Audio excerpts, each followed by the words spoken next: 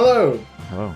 and welcome And welcome. to the live watching of the Xbox Games Showcase live with me, Jeff Keighley, and my two favorite podcasters in the world, joining me for the Game Awards live Xbox Showcase, Matt Visual, Hello. and renowned Halo Pro player, George Weedman. Dude, Jeff Keighley, I love you and everything, but my Halo skills, they just ain't like what they used to back in the good old days of the Spike TV Halo 3 Dorito days, man. My skills are getting rusted, the halcyon, the reflexes. Do you guys can think of Jeff Keighley without thinking about Doritos and Mountain Dew? Or is that always just going to be there? I think it's time. To be fair, I thought of it because Halo was on my mind more so than Jeff Keighley was on my mind. Halo 3 in particular. I always think about Doritos. Oh, that sucks. I do feel like Jeff has redeemed himself in the past couple of years. He's been on a rising star, but a friend was here a couple of hours ago, and I was saying that's Jeff Keighley, and he was like, I don't know who Jeff Keighley is. I was like, you don't know Doritos Pope? And that's the immediate first thing I could think of related to Jeff Keighley that somebody might know about.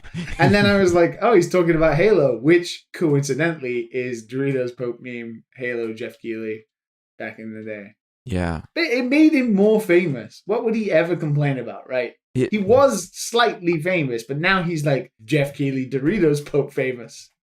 Yeah, I don't mean it in a negative way, but it is like a funny thing that comes to mind every time I think about Jeff Keighley.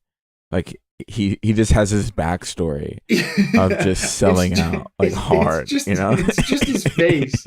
His face in the photo where he looks yes. pissed is great. Yes. And it's not his fault. It was like the defining moment when games turned to this promotional Xbox Live, getting the brands in, which then when streamers and stuff came along anyway, that was like the business. But back then he was the pioneer. As I recall, the controversy was more over a journalist participating in a promotional contest by the sponsors. Yeah, Lauren Wainwright, I think her name was. Yeah. And that was really? more the culprit than Jeff Keighley, who was just kind of providing the backstory flavor. It was happening around the same time. Yeah, like it was Jeff Keighley's job to do the sponsorships, but it was that journalist in particular who was breaking the line between getting sponsored by the stuff you're reporting on. And Jeff Keighley was explicitly always known as a sponsored promoter. Yeah, he's not a journalist, is he? I mean, right. Not really anymore. He was at one point, but I'm legitimately tempted to pick up the digital Final Hours of Half-Life Alyx book, though. That shit looks like a lot of good interview. I feel like the documentary would be worth watching. Mm-hmm. Considering your gripes last week, it might help you to understand better the development of Half-Life, I guess. But what was my gripe? That they canceled a bunch of projects and never got it done? I don't think that's gonna get contradicted in there. Well, I imagine there'll be some explanation as to why, and that's part of the reason they make the documentary, right? The explanation why is just that they have a shitload of money to dick around with, more so than most people do. That is such a black and white answer that definitely is only half of the story, which is why watching one of these documentaries, even though it probably is in Valve's favor no matter what, because Jeff obviously big buds with old Gabe Newell. Oh yeah, it will be. It's commercial. they're getting Valve money from those sales. And it's on Steam, and you buy it through Steam. So, yeah, I imagine it's not the most unbiased of things. But I imagine money is only half the story. But it's still going to be a chronicle of canceled projects. But that's interesting. I'm not saying it's not. Definitely interesting. It's such Definitely a strange gripe. Yeah. Chaps, anyway, aside from the Jeff Keighley bonanza that's happening right as we speak, Yes. what have you been up to? Because, guys, I've been playing some games. Yay! For the first time ever. Now the golf game is out. I haven't played anything. Matt, I got you back. I got you back this week, brother. I got you. Thank you. I appreciate you, man. I've been trying to go through Persona, man. I've been trying. I got a friend waiting on me to finish. It needs to be delivered with George's face, guys, and he just has this not defeated, just uninterested, defeated mix of a face. I going played games with the Discord boys this week. I did not play Persona by myself. I played games with other people with cool charisma and stellar personality. He's gonna spin it now. Like, oh, I don't have time for Corona because I'm spending time with real people. He was sacrificing Persona to upgrade his real life social links. Yes. Instead. Yeah. Exactly. Yeah. Oh my god. I've been upgrading my social links at the work. The work. Ooh. Yeah, bars are closed over here, man. Oh yeah, sorry, I don't live in a third world country like you guys do. Yeah, like Corona aside, I really do miss like going to the occasional Dave and Buster's, or Mission Control over here. There's like arcade bars all around here. I can't go to any of them anymore. It kind of sucks. I feel so sorry for you all. I mean, Tokyo's rising, so Tokyo's gonna fucking ruin Japan soon enough as well. Rising. So, yeah. Tokyo had like 360 cases today, which obviously compared to America is nothing, but for Japan it means it's a bit out of control. 56. Oh, you mean rising in case counts? I thought you just meant rising in importance on the world stage. No, rising in terms of cases. Tokyo is important to just culture. Tokyo no actual rising. Real power. Speaking of Japan. I want to hear about Ghost. Yeah. Do you know what happens when you release a game you've been working on for like 3 months nonstop that made you not play games? You have time to play games. Isn't it weird? Let's talk about it. Yeah, so I finished the Dark Souls of golf games, as it's been called by about 25 people now. And I've started playing games. I dived head first. Finished one. Hold on. Yeah, I don't know if we should jump into other people's games before we do this, Liam. Yeah, because you had a big release this week. Yes. I'm surprised you're not jumping right into this what you're talking about right now. I think he's just so disconnected from it right now. Yeah. You want to put to bed something that I think the rest of us, find a lot more fun than you do because we didn't make it. That's what's been saying. I will admit. Okay, so for anybody who didn't know, I've been making my own other personal project outside of Q stuff and like something for myself, just jumping into Game Maker and doing something.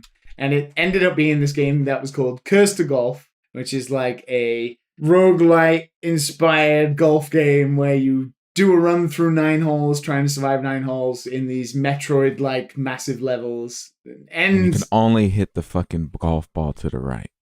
Yeah, and you can only hit the golf ball to the right. So that means you have to bounce it off walls in a pinball kind of fashion and kind of calculate your angles and try and get it to the flag in a par. It's more difficult than I expected. Oh my god! Because I played it a lot. I didn't have a QA department, put it that way. People just gotta get good, man. I don't know what's up with all the scrubs in Discord who couldn't make it to hole 3. Yeah, George did get to hole 4 on his first turn. That was pretty good. His first turn.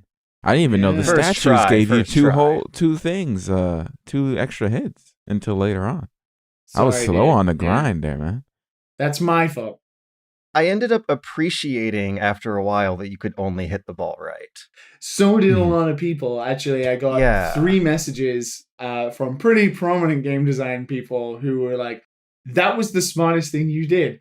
Like, being only able to hit right makes this not a golf game. Like, not a normal golf game. I would just go play Golf Story or something if I could only hit a certain way. If I could hit anywhere. Are you accepting it now? That this is a good fucking game? That you should, go to release with this? I will admit this is the first time where I've made something where I actually have had 0 negative comments. It's a fucking good game. People haven't offered improvements. People have just offered suggestions. They're like, hey, if you make a full version of this or something in the future, which I don't know, but they have said, like, it'd be great if I could do this, or I saw this, or I could do this. And none of it is like, oh, this is broken, you should do this. It's been a lot of like, oh, it'd be great if it had this as well. And it always just like additional stuff on top that everybody has, different ideas for, which has been really cool to see. Yeah, and it, within the first day, like a lot of people started being like, it's the Dark Souls of golf, which helped because obviously, as for stupid as that is, that ended up being what pushed it even further on Twitter, and then on Twitter it started spreading around. Actually, I got a tweet from What the Golf, those guys. Obviously one of the biggest golf games. They were like, we check all the golf news. We played your stupid game. I was like, I'm so sorry. Don't hate me. The competition is heating up. Yeah. But what happened to your camera, George? We can't. The listeners are not going to know what's wrong with my camera right now. I'm just going to have to describe how I go dark and bright. I accidentally waved my arm to the right and it happened to snag a fucking cable. Okay, I might be a little Brown and Bloom HDR right now, but they're just going to have to imagine that with their minds. Point is, Liam, for those who don't know, let's visually describe with on this audio podcast what Cursed to Golf looks and feels and plays like. What's the genre here? Is it a survival game or a sports game? Is it a lifestyle or is it a game? Yeah, so I don't know because I ruined Itch because it's the number one ranked sports game on it right now, and it's not really a sports It's game. not wrong though. It is. You are hitting a golf ball in the direction of a golf hole. I feel anybody who's looking for pure sports is going to be very upset. So for those who don't know, in this game you have a limited amount of tries before your golfer fucking dies. If you miss too many times, your golfer just gets axed. No, the loop repeats. There's explosive crates and fans that blow you off course, like fun, unexpected surprises hidden just out of frame that you can still use some optional purchasable power-ups and stuff to plan for ahead of time. But it's so good because it taps into this like primordial, visceral thrill of hitting stuff and being surprised at what chaos you unleash. There's been a lot of really, really fun swings where I just am surprised to see what sort of year-long road trip that ball ends up going by the end of it. Unless you get stuck in one particular spot, like I'm just smiling and giggling through the whole thing. Let's unpack getting fucking stuck in one particular spot. Okay, no, people just don't know how to hit the bottom of the ball. That's all. You're stuck in a corner. I'm pretty sure someone has reached this corner. This is corner bottom right, below above the hole a little bit, where there's a patch of sand and a huge wall that's blocking your way, and you only could hit to the right. So each time you hit the ball, it goes right back into the sand, or it'll bounce off and hit the wall that's really close to the left already. So you just have to angle it a certain way that it bounces away from the wall, and it's hell. It is hell, and oh my god, it's so fucking hell because you're like so close. You're so close to the fucking hole, and you keep fucking it up. You keep fucking it up. Every time it just bounces and it goes straight into the corner where the sand meets the wall to the right over and over again, and you have to get over it. I'm so sorry. Liam is just, I can see the devil horns right now. It's just poking out, man. So people have sent me screenshots of like bits where they're stuck on, and I'm like, it's possible. It is possible. And I didn't get through it. I definitely died there, and I avoided it next time. But yes. So there are two holes that stand out that get, I don't want to say like credit, but they get shit talked by people who get frustrated. Not frustrated, but they're like, how do I do this? One is the completely horizontal one, right? And it's been dubbed horizontal homicide by some community members. So that one is like a very difficult, complete side scroll platforming one. And then the other one is the one where you have to like keep going up, and the platforms keep going higher and higher, and you have to chip it onto each one, and the statues are few and far between. So these statues gain you 2 shots back on the par that keeps you alive before the loop repeats itself. And it's been amazing watching people play. One of our actual listeners, somebody who streams, their name is Atomic VR. I believe you guys have played VR with them before. Was playing it, and there was just a moment where he was stuck on that hole where you have to keep rising, and I clipped it, and it's just the most magnificent, hilarious thing I've ever seen. Hallway, man. that was my third hole one time. One time. I was just like, So for people who don't know, the holes are completely randomized, not in structure but in order of how they appear. Yeah. So the holes are designed so they're the same every time, apart from some elements are random, like the coin positions and some statue positions change. But in terms of after the first hole, which is a static hole, there's no par. You can try and collect all the coins you want. Take your time, practice some shots, bounce it off the wall a few times. And then after that, the second hole could be the third hole, the fourth hole, the fifth hole, the sixth hole, the seventh hole, the eighth hole, or the ninth hole. They all appear in a random order. And it's randomized. So the idea is, currently there's only 9 holes in the game.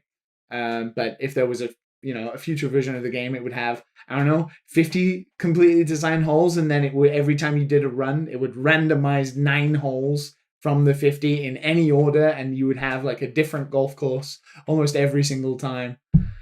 So what you're saying is that there's a chance that I'm actually terrible at the game, and I'm a little baby nub scrub whiny poo boy who just happened to get an easier selection of holes than everyone else. Sometimes, yeah. So I feel like if you get either of the horizontal or the horizontal homicide or the rising platform one on your second hole, I would just restart the run, because unless you're confident at hitting shots and you have a good firm grasp on, the ability to control the ball a bit better, I would just restart and then wait until you've got a couple of mulligan power-ups and you've got maybe a last chance if you're lucky, and then... What do you think about... The first hole is always a practice hole, right? Yeah. It's always a practice hole. So, please don't apply this to any other situation in life. Why don't you do a shot indicator for just the first one? Since it already is a tutorial. So when you're like messing with the ball rotation or where you hit the ball, people can understand it more, because I still kind of don't understand why you would hit from the top or bottom. I know the bottom, the bottom goes up, straight up. Yeah. But I can never hit the ball straight on consistently. Straight. Sometimes I wanted to go straight, hit the statue, bounce off, and go down the hole. Yeah. And I feel like that's always I'm fighting with it. You will be fighting with it a little bit. So the way it works in terms of it's a bit realistic of what hitting a real ball would be like in terms of physics. But the difference is in the game is that, so you have the power bar. For people who don't know, when you hit a shot in this game, the first thing that appears is the power bar. And it's like a traditional power bar where an indicator goes up and down, and then you have the max value, which is indicated. And then, you imagine what the lowest value is. And then somewhere in between there is the power. And, you try and hit what you think relatively would be. It's purposely ambiguous. There's no numbers. It's just a visual indicator. And then after that, once you've stored the power and you're halfway through your backswing, the angle, a ball marker appears, and there's an indicator that goes up and down on what looks to be a golf ball, and that is the angle which the game calculates as the Y value.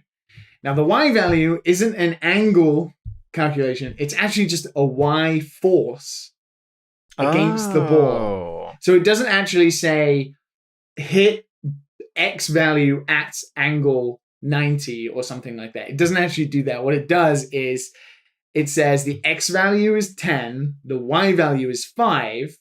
So you'll notice that if that's the case, well, the X value will override the Y value, which means that when it starts to rise, the X value will override it and start to dip.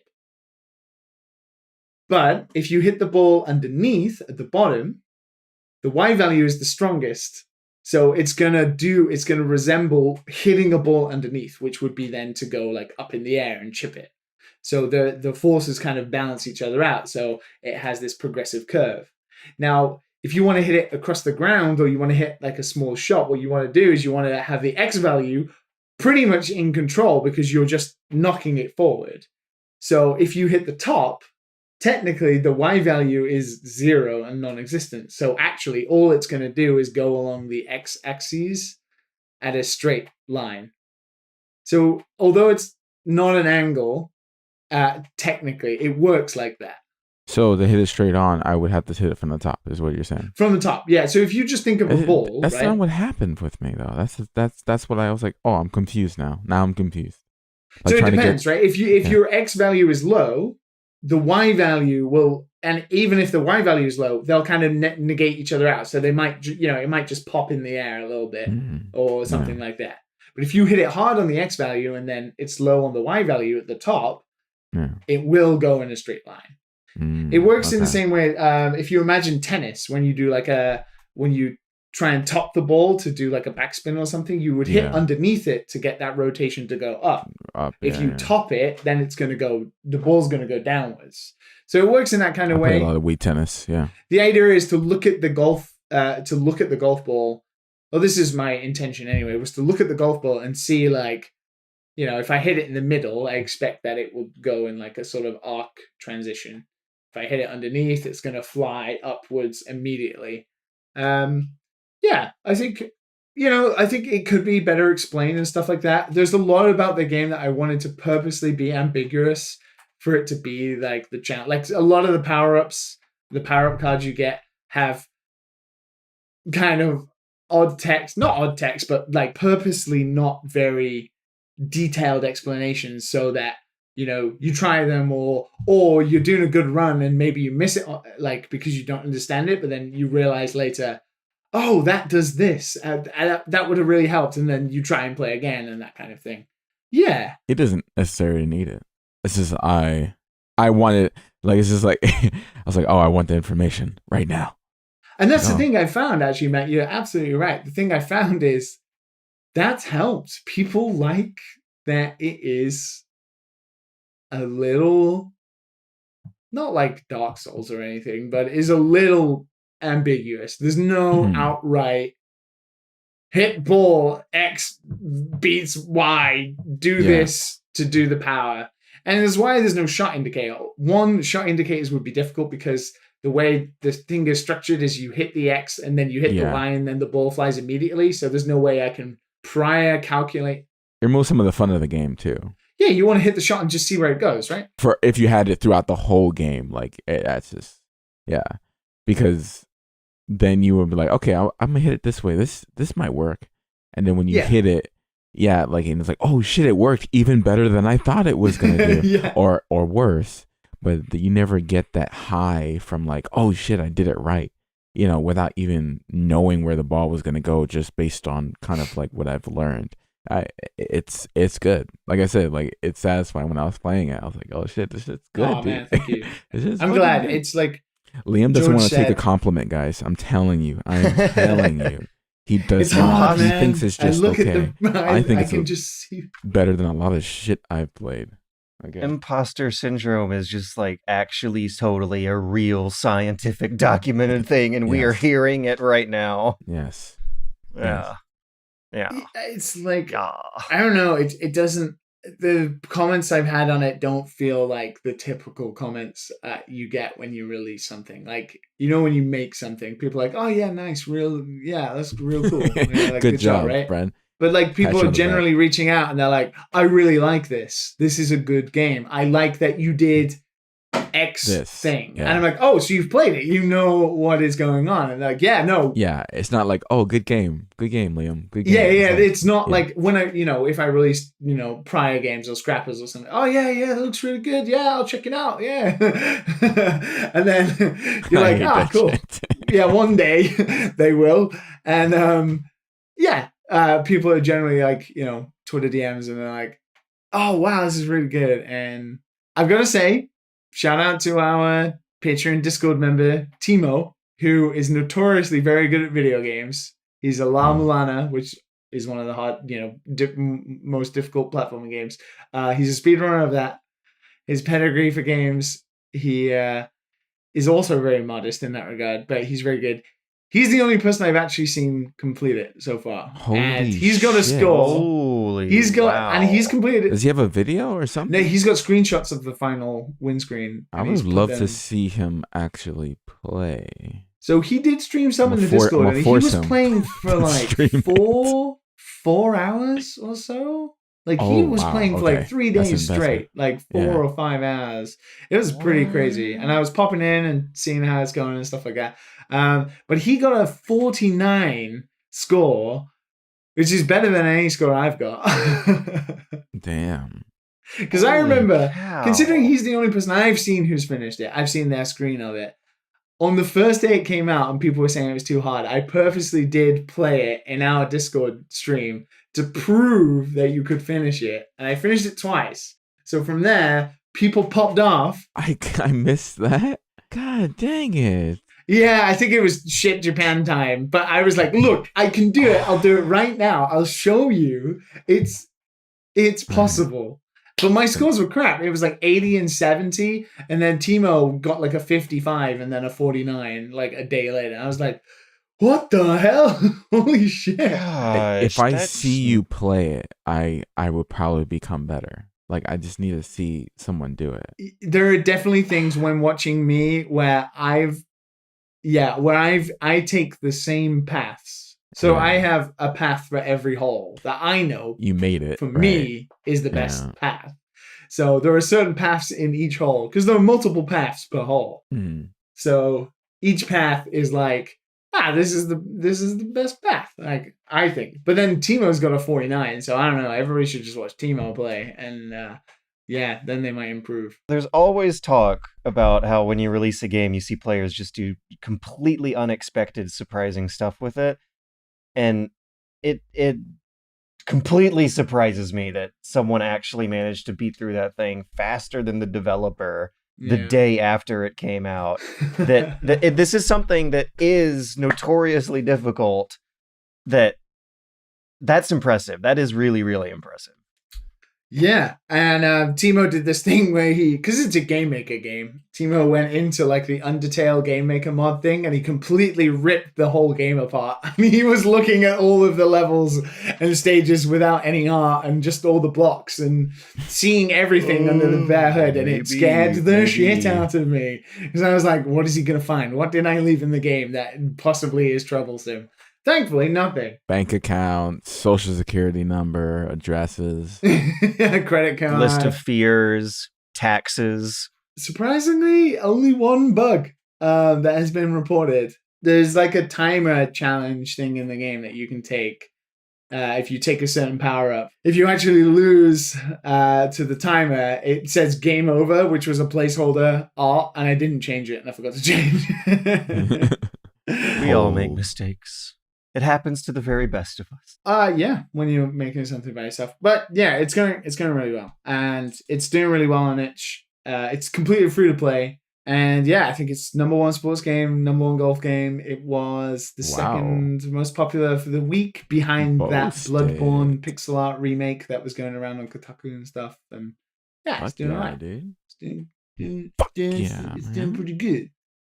But I mean, I don't want to talk for too long. I do want to hear about these two games though. So but yeah. about Ghost and Curse of the Moon. But yeah, I have nothing. So you between you two, you guys can go ham. Well, I'll continue a little bit then because basically after releasing that, there you go, free time opened up. Daddy's home. Time to play the PlayStation. He's finished work. Daddy's home. Check the description for a link to Cursed to Golf by Liam Edwards. Please play. Definitely give Please that rate. a try. Like, comment, subscribe. Yeah, on the game. So yeah, very quickly. Remember last week I was saying started playing Curse of the Moon 2, kind of gave up because was going to play through with a buddy anyway with some whiskey, and we are going to have a Is good it time. co-op? Is it co-op? Yeah, it has local co-op. Yeah. So we did that. we did the local co-op. And we played through it all in one sitting. It's not that long. It's about 3 hours-ish, maybe. No, less than that, maybe way. 2 hours. I'm gonna have to pick this up.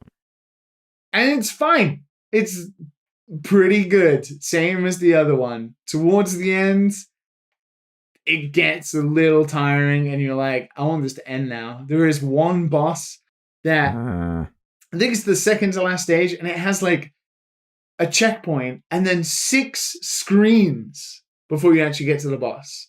And it's full of like timed platforming, shitty enemies, no power-ups, and like it was just like, this is just not fun. This is not fun. But the one thing I like about this game compared to the first game is the characters in this game are much more fun to play.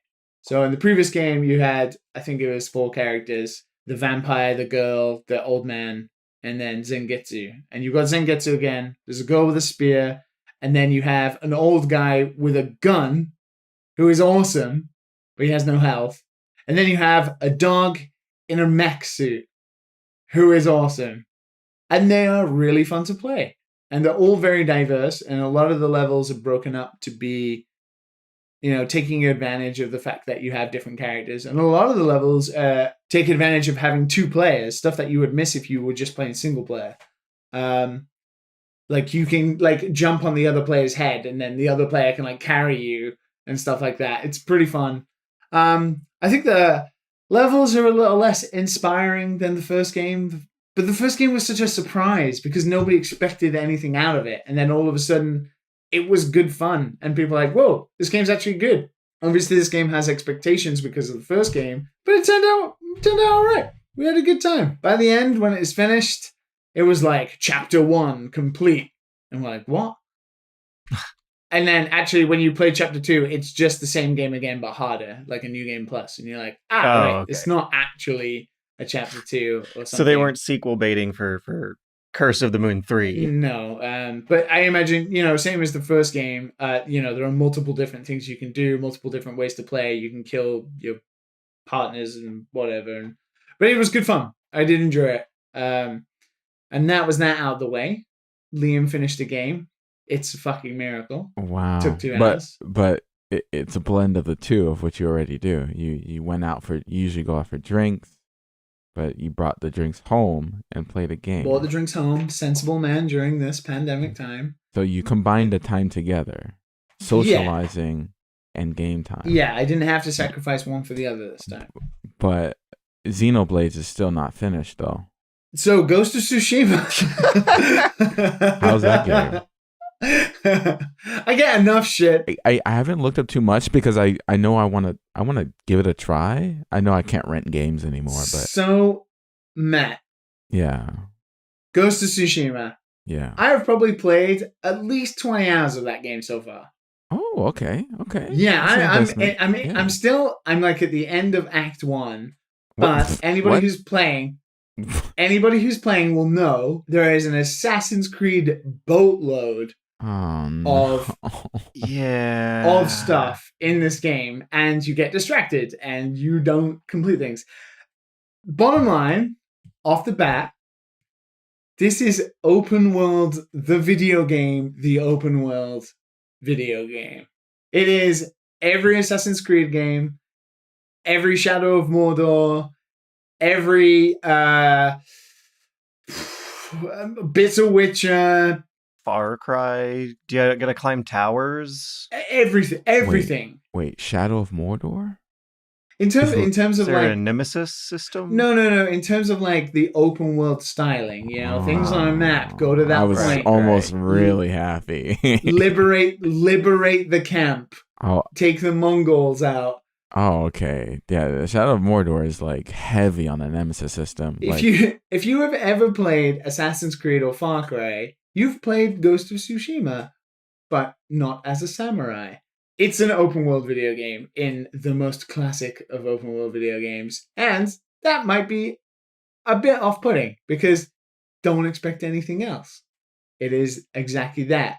You follow some missions, you go and liberate camps on the map, and it opens up the map, and you'll meet enemies along the road, and you will be collecting collectibles, and you'll be finding shit and upgrading shit and all that kind of jazz.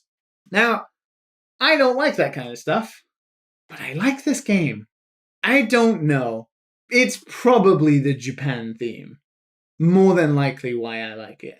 Mhm. It's very, very good in that regard. It's very, very good on terms of its theme. It's fully like on the Japanese weeb train, but the historical weeb. Let's say the fancy weeb who's into historical Japanese culture, because this is full on like mythological Japan tales tied with honor and code and Japanese samurai class and stuff. Is there any supernatural element, or is it like all hard realism? No, it's like hard realism in the way that myth tales are explained by them Yeah, being okay. That very sounds fun. revered human beings, but there are no Awesome. apart from your horse, which is definitely some sort of omnipotent god, they because always? you can Yeah. because you can just call your horse and it appears right behind you, and that's amazing. Because in Breath of the Wild, the amount of times I pressed to whistle for the horse, and it's like Epona couldn't hear you. I'm like, what's the point having a horse then?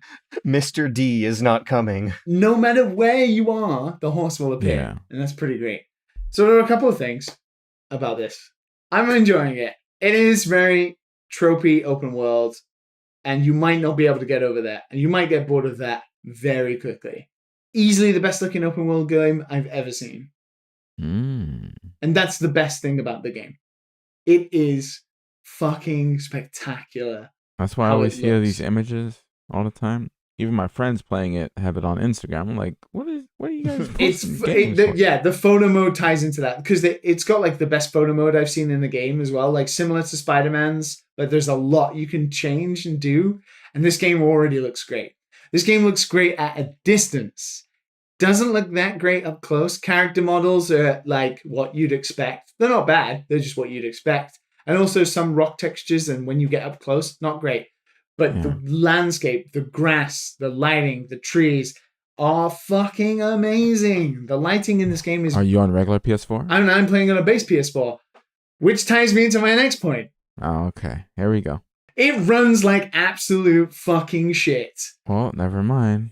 It's honestly at a point where you might not be able to get over it. Yeah, never mind.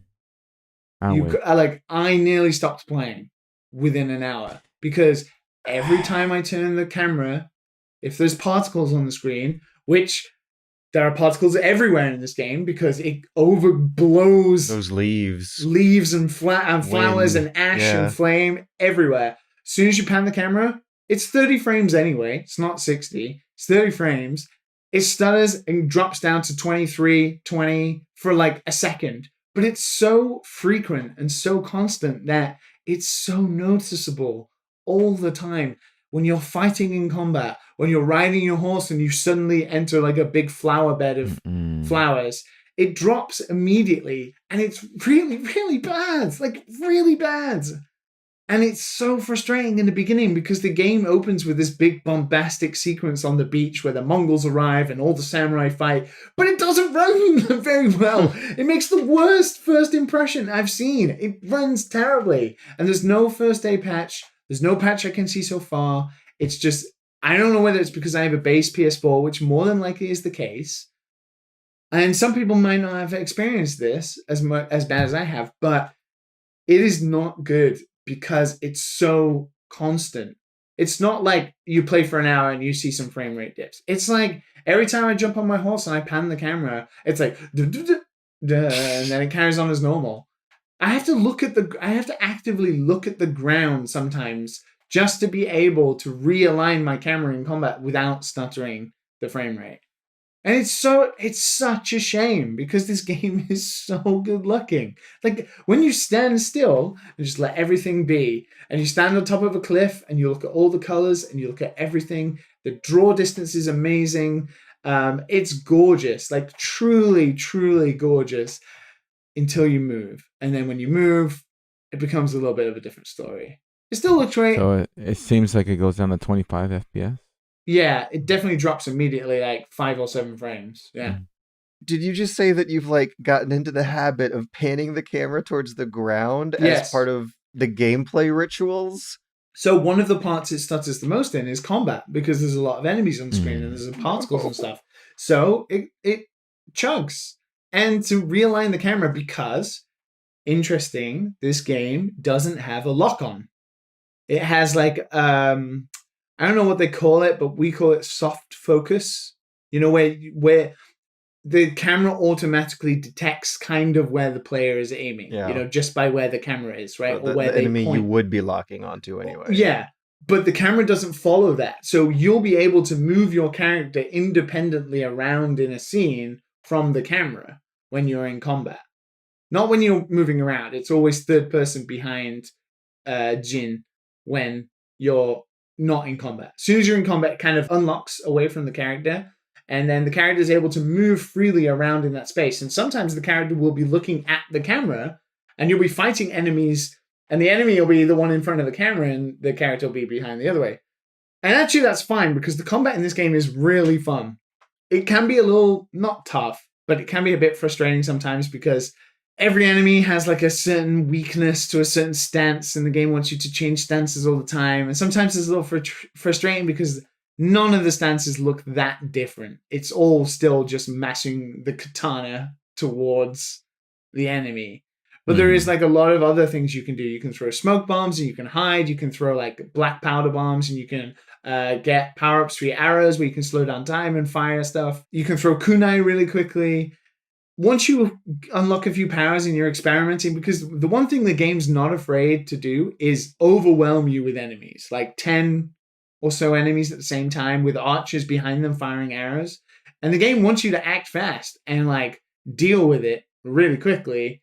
And if you're not careful and you're not choosing the right stance to take down like the shield enemy or the spear enemy, you'll die.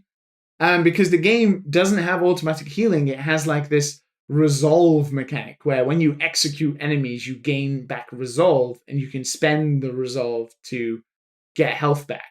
And if you don't do that, the game will let you straight up die. And it's pretty brutal, because you'll get injured, and then an enemy will kick you to the ground, and everybody will come in and start kicking you on the ground. And then one guy will finally walk up to you, get a spear, and just like stab you through the head. It's pretty brutal. But the combat can be really fun when it's not running poorly. Sometimes when it's running poorly, it stutters, and you're like, you really wish you didn't do this. Yeah, I'm watching Digital Foundry now, and it goes down to like 24, 20. It just keeps going up and down, up and down. When so PS4 I think they used the PlayStation Pro is a solid 30. Yeah, so if you got a PlayStation Pro, you might be fine. And obviously, people will say, well, you should play on a PlayStation Pro, but it's a PS4 game. Like, you don't see The Witcher running like this. You don't see... No, you don't. Other games that are... Like The Last of Us 2, I didn't see any graphical hitches during that game at all. And that game is, as it is, a technical marvel. I will admit, I'm enjoying Ghost of Tsushima a lot more than I did with The Last of Us 2. And it's fun to be a samurai, because you can walk up to people and you can challenge them to a standoff, basically like an old Western duel, but with katanas. And then when the guy lunges at you, you can immediately strike and kill them like an old Kurosawa film. Are you playing in Kurosawa mode? No, and don't play in Kurosawa mode. I know what it's there for. I know it seems appealing, but don't, because you'd be doing yourself a disservice, because this game is gorgeous. If you turn the colors off, you're missing half of the experience. This game is really pretty. I have no desire to go in black and white. I have zero desire. I'm playing a game. I want my colors. There's a place called the Golden Forest, and it's absolutely gorgeous. It's gorgeous. The color grading is amazing. And it's like that realistic color grading as well. And thankfully, I've got HDR on my new TV, so I've been playing with HDR, and it's fucking... It's superb. It's really nice. Can you describe what the difference is? So I can turn it on and off, and it's like... the lighting clarity is very different. I don't know, it seems a bit duller. I'm obviously not very good at explaining what this is, but it just looks superb. The lighting is amazing. Honestly, you should try and watch 1080p 4K footage on YouTube of it if you can. Mhm. The Let's game do has it. a really nice weather system, like a dynamic day system, and if it's stormy and cloudy, it looks very realistic to what a stormy and cloudy day would look like. When it's sunny, it's just gorgeous. The colors bounce everywhere. The game is really nice, like Mhm. really nice looking. It's just a shame that, I mean, it's taken me still like 10, 15 hours to even just stop noticing. I really had to push through in the beginning. Like, I was actively thinking about it all the time about how not fun it was because of how bad it was running on a base PS4. Let me reiterate that part. But then you get more into the game, and then the game shows you what it's about, and then you're like, okay, well, maybe actually this is fun enough to sort of overcome the technical hurdles. And it kind of is. I like the combat, the ability to be either a samurai or the ninja-like ghost, which is the dishonorable way of killing people, which the game wants to tell you like 1,000 million times through flashbacks. The game's like, you're a samurai. You need to face people in the eye and kill them. And then it's like, oh, here's a bunch of smoke bombs and kunais and arrows that you can use, and you can hide in the grass. And here's a load of power-ups for that grass. And you're like, what do you want from me, game? Do you want me to be an honorable samurai, or do you want me to take the easy route? I hate that shit, man. Take the easy route and just assassinate everybody. Yeah. I like the duality of both, though. The whole stealth and not stealth argument is in like every single game these days, and it just drives This me game nuts. is very much one or the other. Like, Oh. you can do both in the same fight, but it's not like there is a natural blend. Like, you will walk in, you'll stand off with them and do the katana duel, and then immediately you'll throw the smoke bomb down and go hide in the grass, and you'll wait. Am I gonna get a bad ending for being a ninja or Maybe. I haven't even thought about that, but you might be right, because the game calls it the ghost. Like, when you're like this ninja type character, this dishonorable killer, you're the ghost, right? And actually, I think, and it gives you flashbacks to your uncle. Like, he's the lord of the island, right? And he's like, you should never kill people dishonorably. And you're like, I'm sorry, uncle. You're stabbing a dude in the neck from behind. That is so Ubisoft open world, though. That is the same thing Far Cry keeps telling you about when you either sneak in a base or rocket it from the front gates. You'll notice some stuff as well, because it's not a AAA game. You know, it's Sucker Punch, guys who made Infamous. They're not exactly Ubisoft. They're not exactly CD Projekt Red. You'll notice things that are just normal in open world games like this that are just not there, right? You pick up shit tons of stuff like supplies, and it's just called supplies. It's a generic piece of text with a number attached to it that you then trade for upgrades. There's no visual element to it. There's no actual inventory. There's nothing. It's very superfluous. Just it's there because it's an open world game. There are some missing parts to it, but I'm actually surprised at how much fun I'm having with it and actively like wanting to play it. I don't know. Matt, I honestly wouldn't suggest it to you, buddy. I think you'd Probably not. immediately be disappointed with how it runs. Yeah, $60, man. I can't rent games anymore. Can't try them out. Nah, man. Last of Us 2, I'm still waiting on. I don't know, man. George, I don't think you'd get the historical kick out of it as you would with how detailed Odyssey was. Like, as I said, it's very like Japan historical, but there's not many of those hidden notes or little bits of like famous characters who appear related to historical Japanese culture, even though it's based on a real thing that happened to Japan, which was the invasion of the Mongols in Fukuoka. I still think I'd like to just live in that world for a week or so, but there's no way I'd go for completion with a game like that. I'd really be fascinated to it for the historical aspects. Like, one, I think you'd be disappointed, to be honest. just like seeing how they talk, like those cute little statues of Raijin everywhere. Yeah, sorry, that is the other thing I wanted to mention. I am playing in Japanese, And if you are going to do that, which would be the sensible thing to do, considering it's more appropriate, the lip syncing dubbing is so bad. Oh no. The voice acting is incredible. I feel like that would help it though, because then it would look like a old samurai movie. No. Let me Japanese clarify. audio. He's talking The about Japanese audio is amazing. It's just that the original characters spoke in English. So the mouth flaps are in English. So all the Japanese is out of sync with the mouth. Whereas the English is perfectly synced up because that's what the motion capture was. Do you really like at keep points noticing it is it, though? like, oh, well, it depends. So if you're reading subtitles, maybe you won't notice. Thankfully, a lot of the time, I could just listen and I don't have to look at the subtitles too much. And then I notice the mouth flaps really badly. Like, there'll be moments where the mouth is just closed and the character's finishing the sentence and you're like, this is not on purpose. No. They just did not have the animation budget to change this, which is understandable, but it is a little rough sometimes.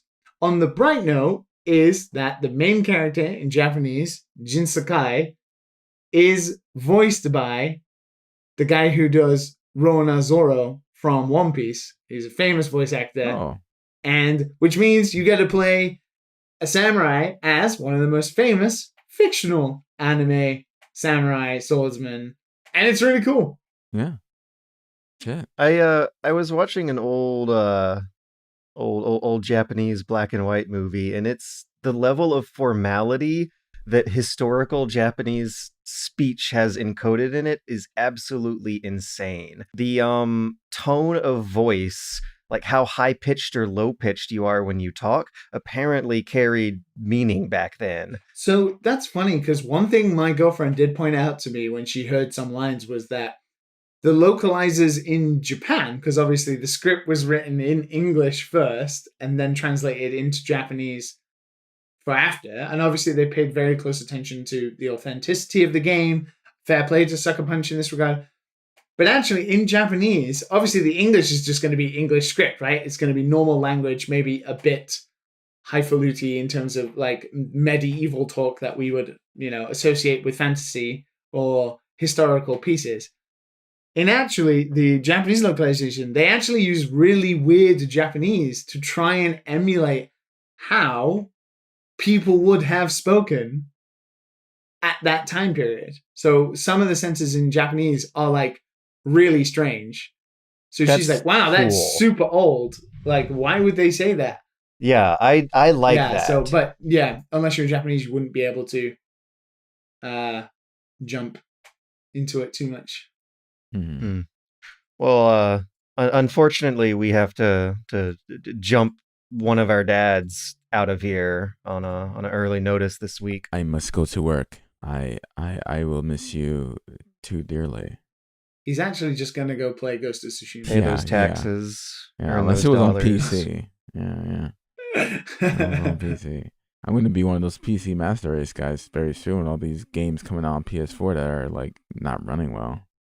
It's making me sad, man. If Ghost of Tsushima has a PC port, I am going to buy it on sale and just live in that world for a week. And I can sort of understand why you need a PS5 now, to be honest. Yeah. You can feel the wind on your DualSense controller. The wind does blow out through your controller when you swipe it to see the guidance. Wait, what? Yeah, it goes. Oh, that's cute. Through that the is terrible cute. DualShock speakers, and you're like, "Oh, thanks, guys. I appreciate it." So I'm just gonna go use the restroom for the next 3 hours, and that's what's gonna happen. So just visualize that's gonna be podcast canon. You're just gonna go do a George. All right, so I'm gonna go use the restroom, guys. I'll see you later. You make your money. The boss makes mine. That's why you poop on company time. But you are the boss. So what are you doing? You're wasting your own money? Oh, he just left. Well, he's gonna poop for 3 hours. For 3 hours. So I have a fun question for your design sensibilities here. Okay. This might be pretty interesting with Matt gone. It was going to be a fun family discussion question, but with your head full of game design, I'm really interested to see what would happen here. Sure. I did my taxes over the past week. We got our deadline extended into July. That is out of my hands. It kills me every single year how complicated the paperwork for taxes is for how simple the math is. Okay. My basis for comparison has always been Dungeons and Dragons, right? In terms of filling out a big sheet of paperwork for basic simple arithmetic that gets plugged into otherwise complex scenarios. What do you think taxes can learn from Dungeons and Dragons? And maybe what can taxes learn from gaming systems in general? I would say the only thing I wish taxes, thankfully, I don't have to do what you've done. I've always had my taxes automatically done for me. The only thing I think taxes should take from Dungeons and Dragons is the ability to barter with the IRS how to get out of your taxes. And if you roll high enough charisma, you will be able to get out of your taxes for the year. Isn't that what the rich people do anyway? Well, they've got high enough charisma. They're doing it. Maybe all of us just haven't put enough points into the charisma. So this year, they split the basic sheet that you have to fill out as an American in the third world country versus how automated it is in the rest of the world. They split that sheet up into 3 different schedules that are now attached to the main sheet of paperwork that you go through out of order. The way I was filling them out was I would fill out the first third of the 1040, and then all of a sudden I have to fill out 1040 Schedule 3, and then 1040 Schedule SE, and then I go back to regular old 1040, that then prompts me to go to Schedule 2, which is like page 2 in the attachment order that you mail them in, and it's like, it's actually out of order, and I had a very hard time understanding their logic there. It's been way easier in previous years. Like shit bureaucracy, which something America has always had issues with. I mean, Japan has bad bureaucracy, but at least even in Japanese, a lot of the papers tend to be only 2 or 3 pages, which is great. So when you do Japanese taxes, how does it work? Well, I don't have to because I pay income tax and it gets automatically done. And then at one point of the year, I just need to update whatever my status is and whether I have a spouse or I have codependents or where I live. And I just have to double check that my status is correct to whatever my tax bracket is in Japan. Do they do that online or through snail mail? Online. So there's no paperwork? I get a piece of paper that is an overview of my yearly paid taxes at the end of the year, but that's it.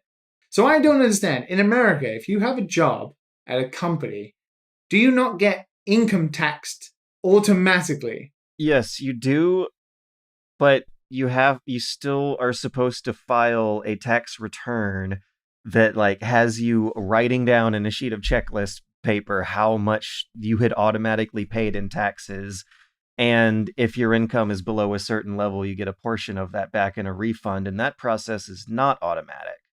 Why? Doesn't the company do it automatically that you work for?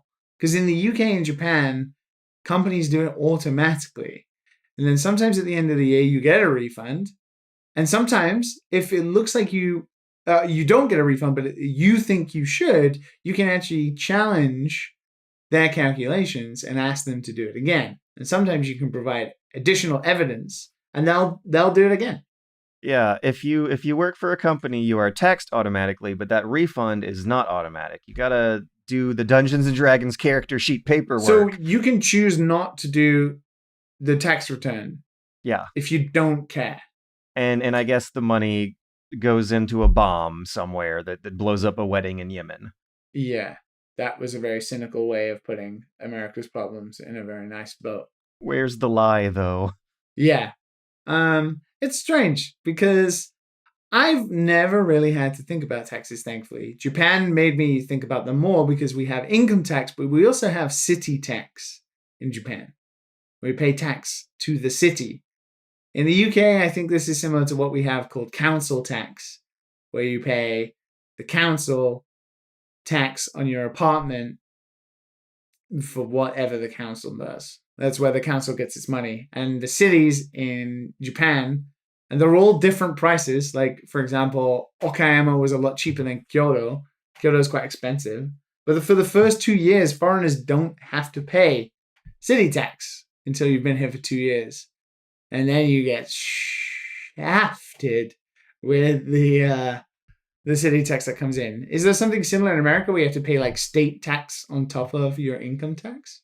Yeah, there's state income taxes, but I mean, I live here in Georgia in the Southeast, and I don't want to say they're negligibly small, but there's something like a 1/3, a 1/4. They're a fraction of the federal income tax. So that's the thing is if I pay like $60 income tax on my pay every month, my city tax is actually like $150. Oh, so the local taxes are more expensive than the federal ones? Well, my income tax, the tax on my pay, is lower, usually by half. Yeah. How did it work in the UK? And also Sort of similar. We pay council tax, but that is paid on your apartment. So only when you have an apartment or a house, you pay council tax. Once you have a registered address and you're the addressee, you have to pay council tax. Was it paperwork or online? I think even then, 5 years ago when I was doing that at the end of me living in the UK, I think I was doing that online. Because this is the thing we've spoken about before, right? When I moved to Japan, most of this was paperwork as well, which blew me away because I'd just come from the UK where everything was online. Banking was online, internet was online, everything was online, utilities. And Japan has only just, in the past 2 years, started doing that. This just makes me sad. I mean, I was thinking about having like a happy, uplifting conversation about Dungeons and Dragons being like taxes.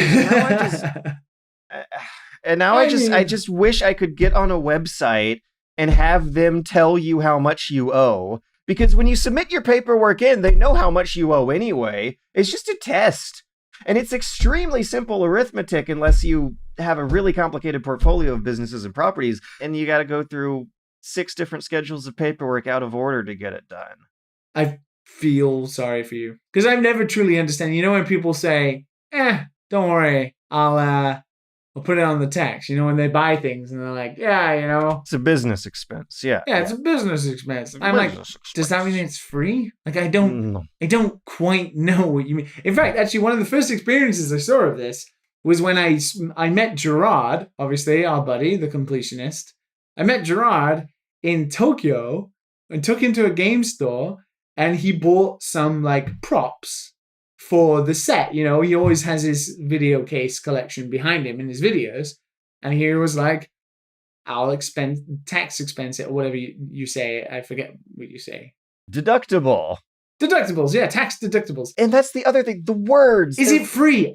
Or do you pay tax and then you get that money back? You just subtract it from your taxable income. It's not that the item becomes free. It's that you don't pay tax for that.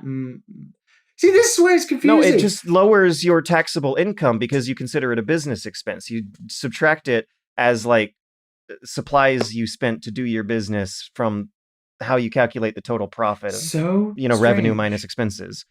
Yeah. So I know you can do that pretty much in every country. I've just never been in a position like adulting. Welcome to the Dad Hour. We're teaching you how to do your taxes.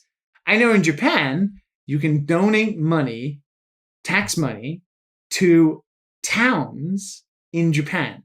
And there is this amazing scheme where certain companies who maybe come from certain towns in Japan will offer you benefits based on giving your tax money to them, which is something you can totally do in Japan. What are the benefits? Well, for example, I'm paraphrasing a friend of mine who works as a localization producer.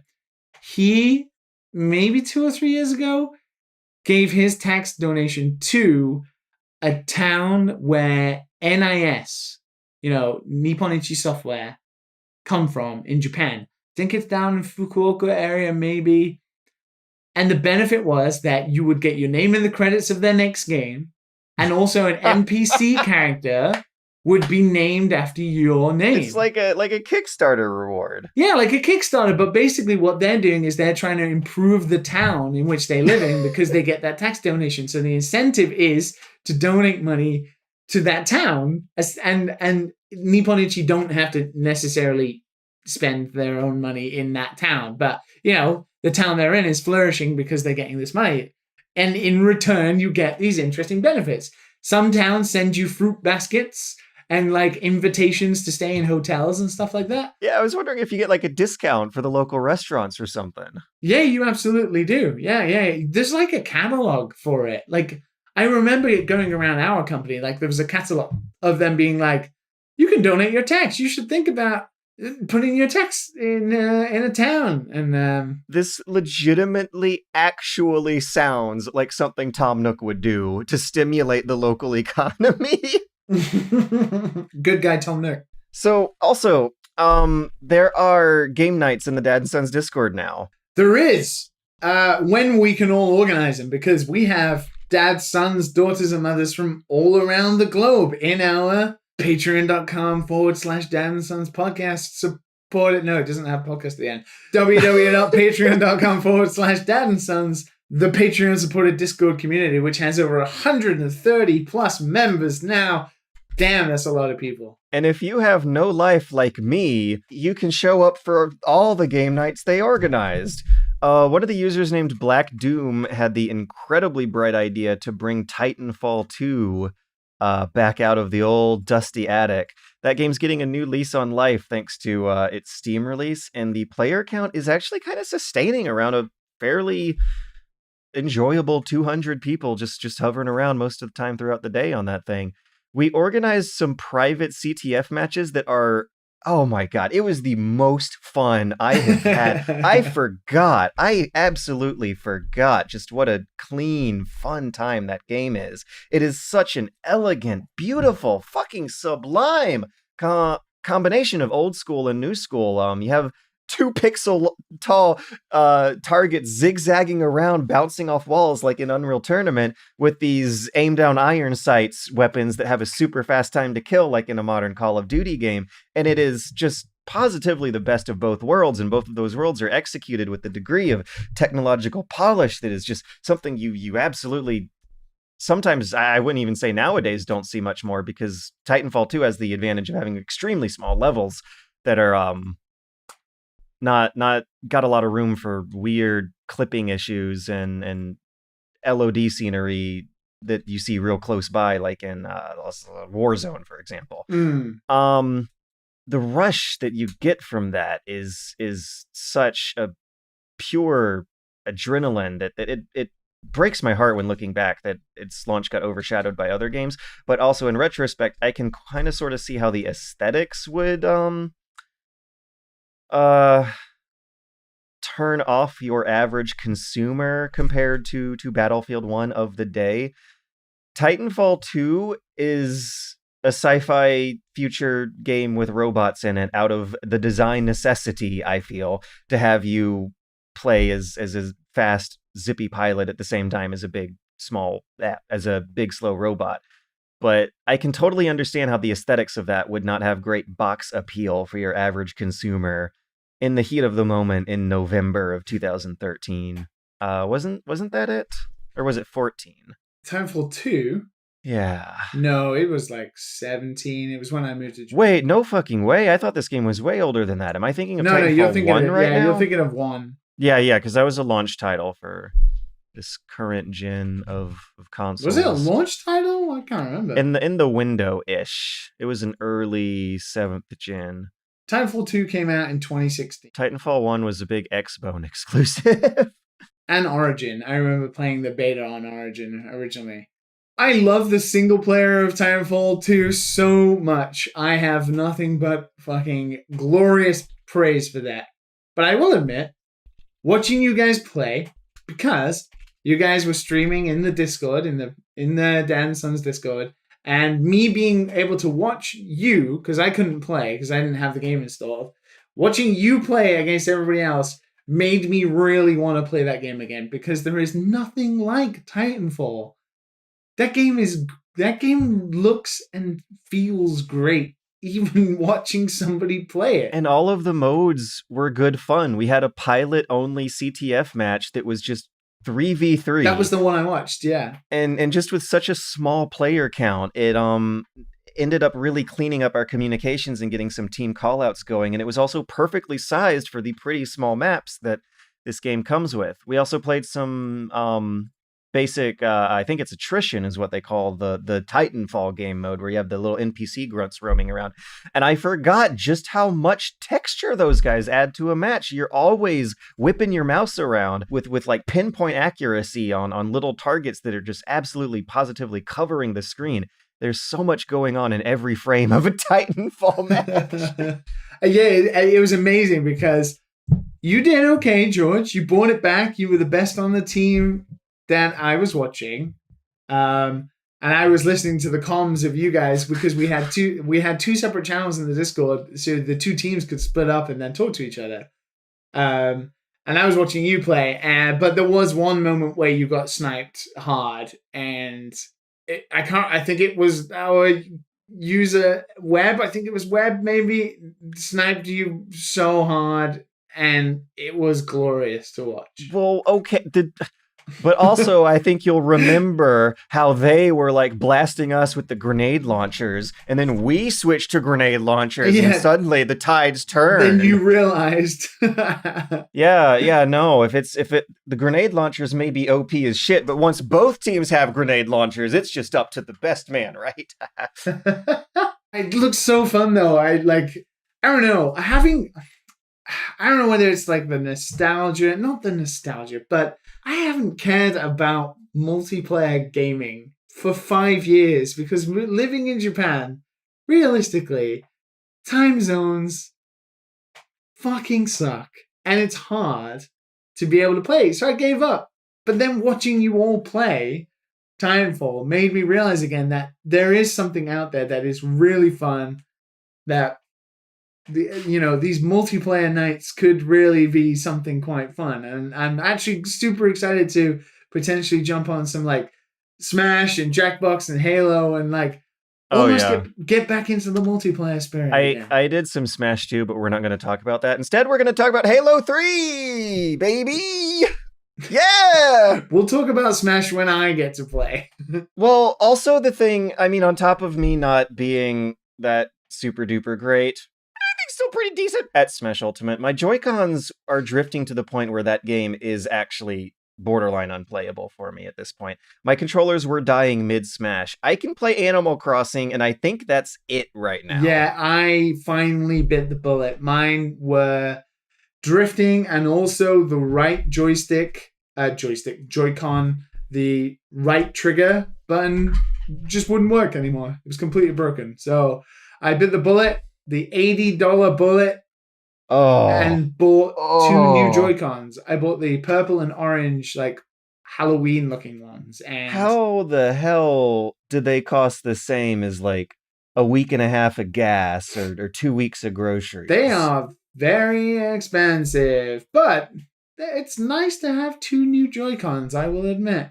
Not that I've used them yet, because I'm using my TV. I'm going to try the self-repair. You guys might hear You guys might hear me break my Joy-Cons in a few weeks. But eventually, when I reach the point of no return, I'm going to try to repair them before I order any new ones. And I know that you're supposed to send them into Nintendo, but it takes a few weeks. And that process has always been delayed for the coronavirus. But more importantly, I am the kind of personality where I want to do it myself. And you won't spend money on it. I'm probably more that type of personality than the DIY personality. Yes, but that's what I mean. Speaking of technical difficulties, you couldn't get Halo working. If you've been on the internet lately, you might have read about how this new Halo port is fantastic. Not for me, though, apparently. What was the problem? Why was everybody else able to play, but you weren't? Because I wanted to swap my grenade melee and offhand reload buttons. You know how in Halo 3 you have this dual-wielding system where on a controller you would press LB to reload? Yeah.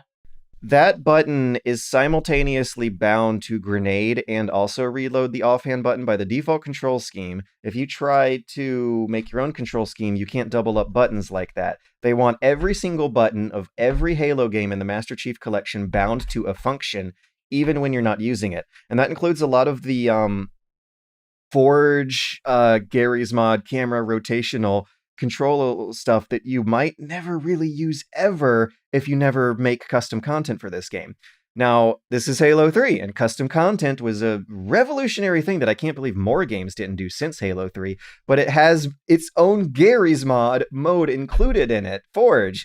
And I was playing some custom games with a friend of mine who had some content preloaded, and it was a blast.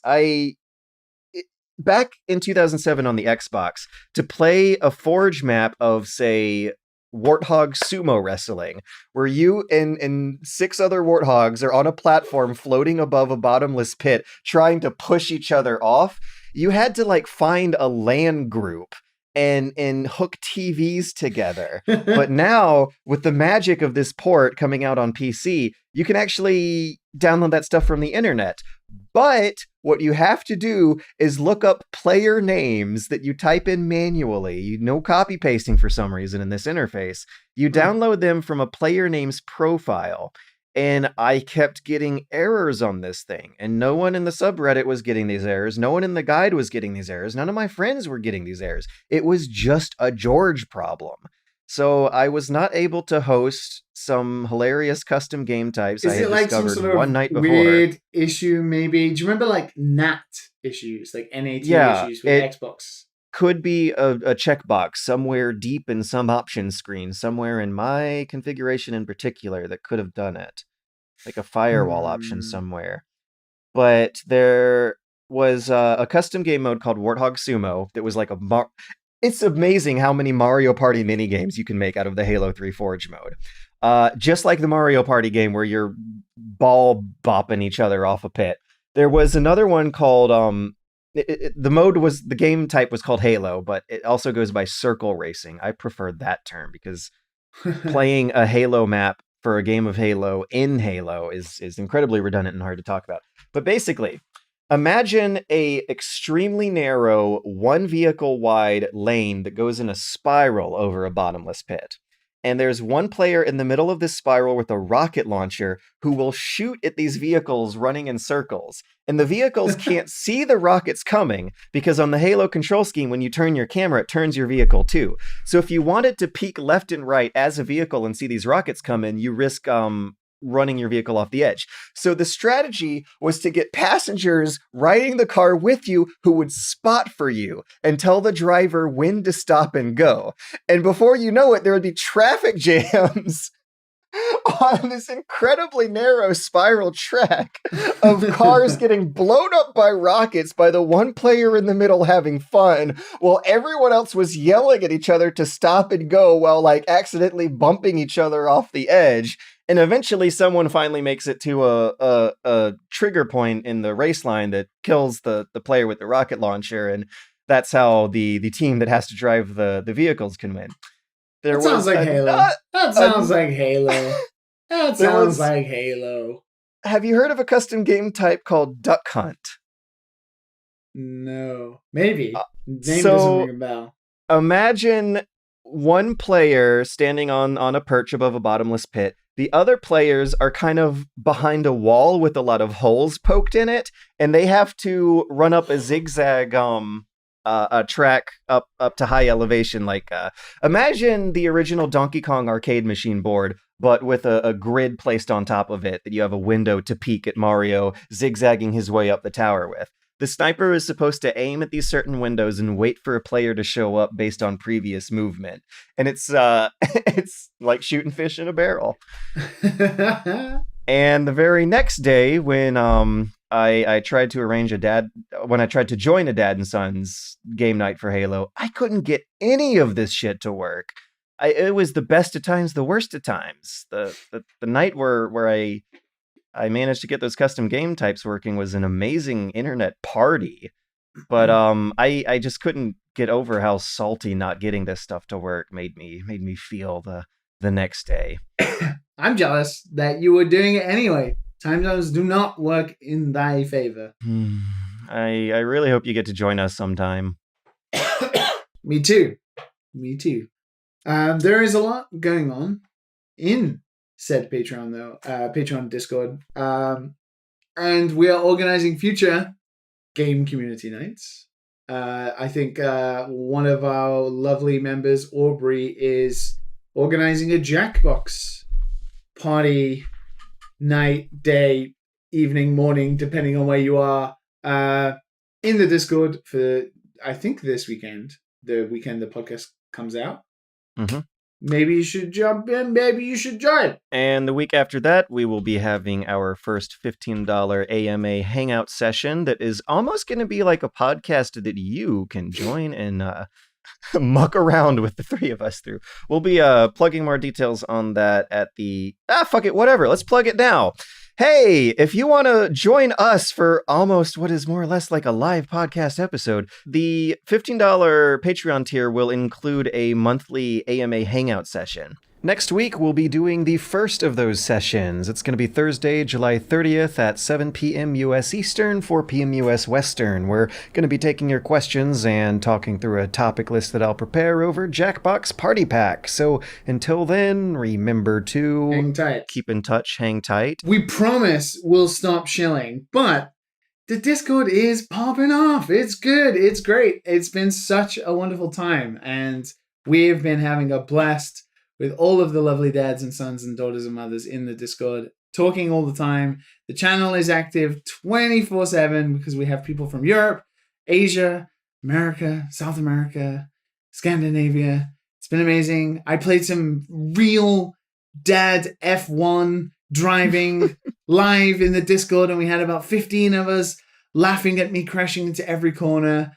It was wonderful. I even bought a trackball mouse because I was having carpal tunnel syndrome. And we have a doctor in the Discord who helped me find a way to treat my carpal tunnel after making the golf game. Did you make an entire channel about your trackball? that's the channel dedicated to nonsensical images or pieces of text related to whatever is happening in the live chat. But it's called Trackball Chatters. Yes, I did. But if you're not a part of the Discord and you're not a part of the Patreon, please consider signing up because it really helps us expand. Be our internet friends. And Matt's not around right now to stop us from shilling because Matt had clamped down on this shit hard. And he's also not going to listen back to this episode either. So this one will fly by. I'm lonely. Horrible, Edith. Just horrible. What is it, Harry? Oh, our healthcare costs have gone up. Kingdom Hearts 2 has screwed us again. High property taxes, overpriced prescription medications. Where was Kingdom Hearts 2 during Hurricane Katrina, eh? Oh, I wish there was something we could do about it. Harry, there is. Really? For the cost of sending an email, we can vote for Shin Megami Tensei Nocturne. But that's so much. Oh, but it's worth it. Shin Megami Tensei Nocturne would never take advantage of our innate gullibility. Ooh, that's good news. Thank you, Shin Megami Tensei Nocturne. Now get me my supper, woman.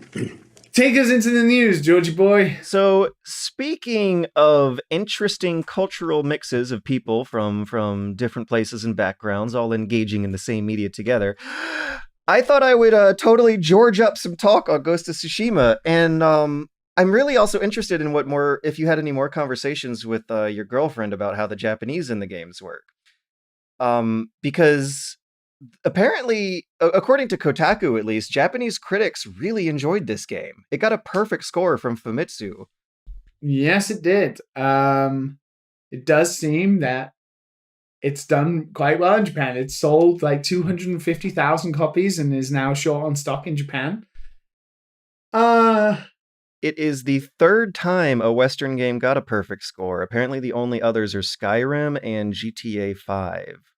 From Famitsu Weekly. Yeah. there's some quotes, or at least not necessarily quotes, but paraphrases of Japanese reviewers talking about how much they actually appreciated the game's use of archaic Japanese words. There you go. See, there you go. Yeah, which sounds like what your girlfriend had noticed. Yeah, absolutely. I mean, that shit stands out as somebody saying "ye old verily," right? It's very similar. Ye old verily Japanese. Yes. There was some Western social media chatter about the Japanese being bad, but as actual Japanese people found out, no, it was a deliberate attempt to make it sound historical. Yeah, for better or for worse, because even some Japanese people are like, hey, this is kind of weird. Like, it's not exactly gelling with the experience, maybe, but it seems like it went off well. It's reviewed quite well. Dengeki praises the game for its understanding of the historical period and also apparently historical Japanese movies. There's praise from Akiba Soken is the name of the publication. The Kotaku writer says they say Ghost of Tsushima's protagonist Jin Sakai isn't the typical samurai of foreign creation, but rather a real Japanese samurai, with the site using both the English samurai and then the Japanese samurai word to draw the distinction between the two. What do you think is the difference between the two, actually? Well, it's not Tom Cruise's Last Samurai. I never actually saw that. Okay, how bad is that movie? I actually don't think that movie is that bad, but it's definitely not, culturally accurate. Let's put it that way. And I can see why maybe people are having the problems with this, especially if you are Asian and non-Japanese. And I understand exactly why Japanese reviewers will like this game, because Japan's super nationalistic, and this game this game is giving Japan's history like a blowjob. It's so Okay, so Western game critics are like, oh, this is a fun, really pretty open world game, kind of generic and usual, but still good. Japanese game critics seem like tickled that they got it right. There's some social media chatter from Chinese players who are not liking the games. Yeah. Really? Koreans too? I didn't know that. I mean, Japan weren't too kind to both those countries in historical past. In this case, the game takes place during a Mongolian invasion, and apparently there's some upset Chinese players about how the Mongolians are depicted. And I haven't seen much footage of the combat, but from what I saw, they didn't necessarily look like these stereotypical Mongolians with like furry hats and riding horses with archers. Yeah, they are. Yeah, I didn't know if there were more of those types in the game, but what I saw was like historically accurate towards like Genghis Khan, and the bad guy is based off being the grandson of Kublai Khan. I hope I pronounced that correctly. Kublai Khan, who was an actual conqueror or, emperor of China and Mongolia, I believe. So having played it, how are these historically actually real, but still in the narrative of the game, like depicted as villainous? Like how are these invading Mongolians depicted? They're exactly as what you think they are. They're bad guys who turn up in boats. They pillage villages. They kill people indiscriminately. They are meant to look sort of like savages. Apart from the main bad guy who, in the lore of the game, speaks Japanese. So that's why he's talking to the characters in Japanese when you're listening to the Japanese audio. He speaks their language, and also he's studied culturally Japan and supposedly has a fascination with Japan. He's learned a lot to understand the Japanese culture and stuff like that. He's meant to come off as some sort of intellectual warlord. But in terms of like everybody else, they're just Mongolians who invade and burn villages down and kill people. You quite frequently stumble across dead bodies, both Japanese and Mongolian. And there are also Japanese bandit bad guys in the game too. But it is super, super into the samurai code, the the mythological ethics of samurai being the righteous warrior, and a lot about Japanese culture is in there.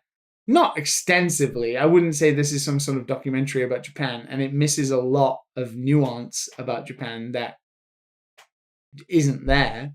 But it does try to be like a Kurosawa film, which of course is going to be very Japanese biased and friendly, which has not gone down well with Asians that have suffered at the hands of Imperial Japan. Not that this game talks about Japanese imperialism. I didn't know that there was such empathy for the Mongolians from the Chinese side of social media. This is totally new to me when I read this article. I have no idea about that. As somebody else could better explain that. But I have seen actively Koreans who are unhappy with how righteous Japanese are seen in the game and stuff like that. I think it's difficult. The time period seems way off from, in the game, Korea is called Genryeo, which is what it used to be called and stuff like that. And it's not quite the Korea of today. It's not even the Korean Republic. It's not even the China Korea. It's a time before. But the Japanese imperialism of World War and stuff like that we know, all of the terrible atrocities that Japan caused in both like Nanking and also, the comfort women of South Korea, of Korea, I should say. But yeah, the game is about being a samurai. It's as in love with Japan as a Kurosawa film would be. And it glorifies samurai as these noble, righteous, patient, emotionally stable warriors who were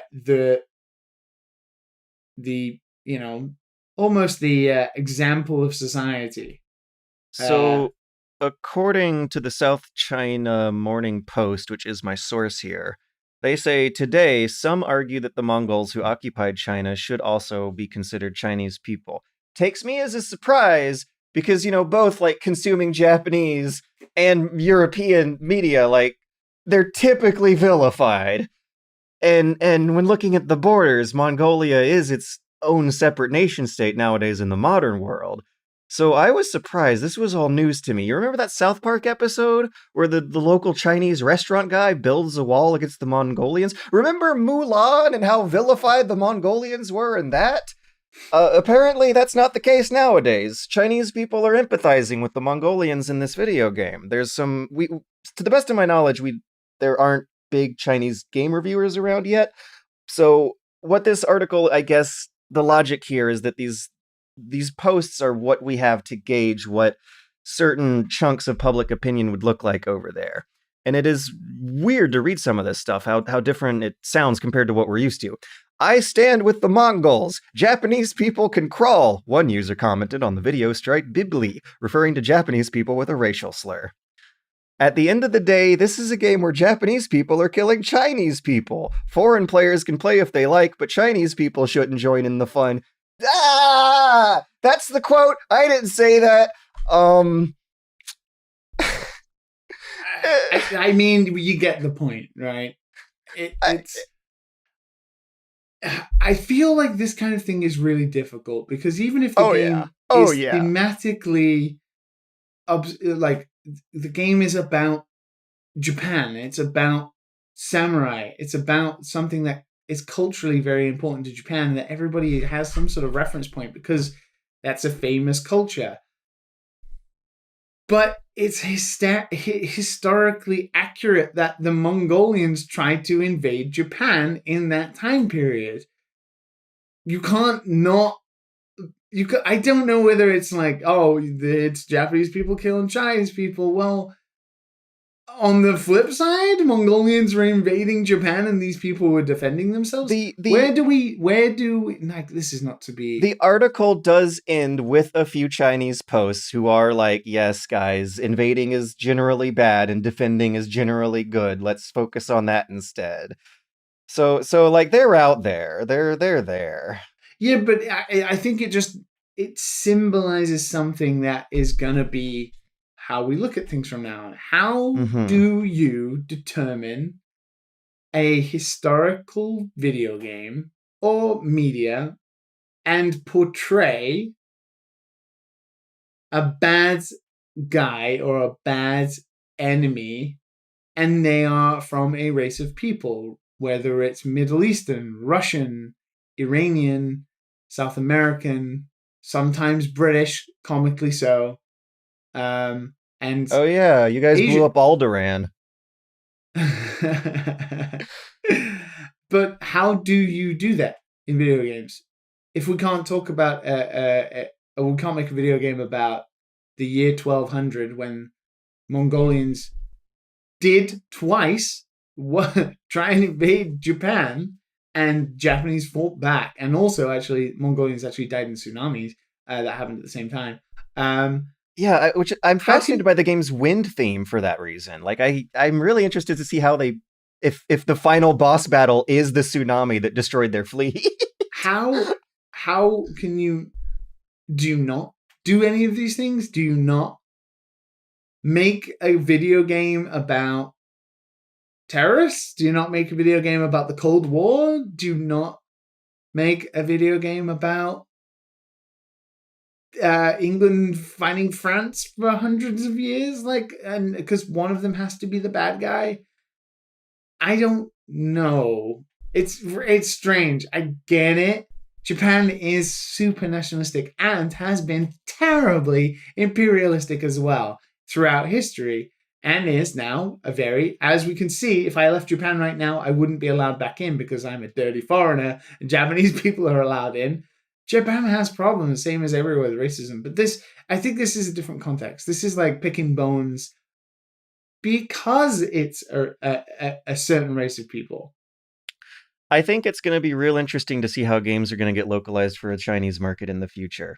A lot of times, Japanese games, this week, Swery had his meltdown in particular. Like, the cultural barriers will cause stuff to look unsavory in different markets. And we have to be sensitive to these things, yeah, understandably so. And it's going to be interesting to see what offends the Chinese over the next decade, because they're going to be playing a lot of games and talking about them a lot more than in previous years, if unless their economy gets wrecked in the post-corona I guess world. I can see it. Like, imagine if there was a game from some European publisher about Russians fighting Americans. There'd be probably some sort of outrage in some quarters of America being like, we're not the bad guys. What is the problem? We're the good guys, right? Yeah. And as far as I know, like, I've talked to a lot of Russian players who think that the depiction of Russians in games is typically cringy and hilarious. So I imagine that happens very there, bored too. of that trope, yeah. Oh, and Mr. then Bond, I have come to kill you. Like, we should have Rami on to talk about how Middle Easterners are depicted, because holy shit. Ooh. And yeah, obviously, 2020 stereotypes like Call of Duty, maybe not so great. But 1200, almost based on realistic historical events. Yes, one lone samurai slaughtering everybody. It's not something that happened. But if there was an invasion and people fought back, then I don't know, really. Maybe the problem is just the fact that the game tries to glorify samurai in a certain way. But yeah, I don't know. Through heavy consultation and research and taking the known risk and then not digging yourself a deeper hole if you end up doing something poorly. Don't call fairly well researched attempts at criticism propaganda on Twitter, I guess, if it happens. I can see why some people would be offended. Like, to some people, glorifying this, not culture, it's a very different time period to Imperial Japan, they were like Nazis. They were Asian Nazis. Whoa. They were terrible. So I understand why some people might have a problem with it. It's like if we were glorifying Nazis of a certain time period, I guess. But I don't know. It's interesting. Oh God. It's something we have to think about. Oh, can you imagine playing a game, a World War II game where the Nazis like are depicted as as like the threat? I'm thinking about it and it just seems so much more feasible than it used to. No, I would see in this situation, I would think that Jesus.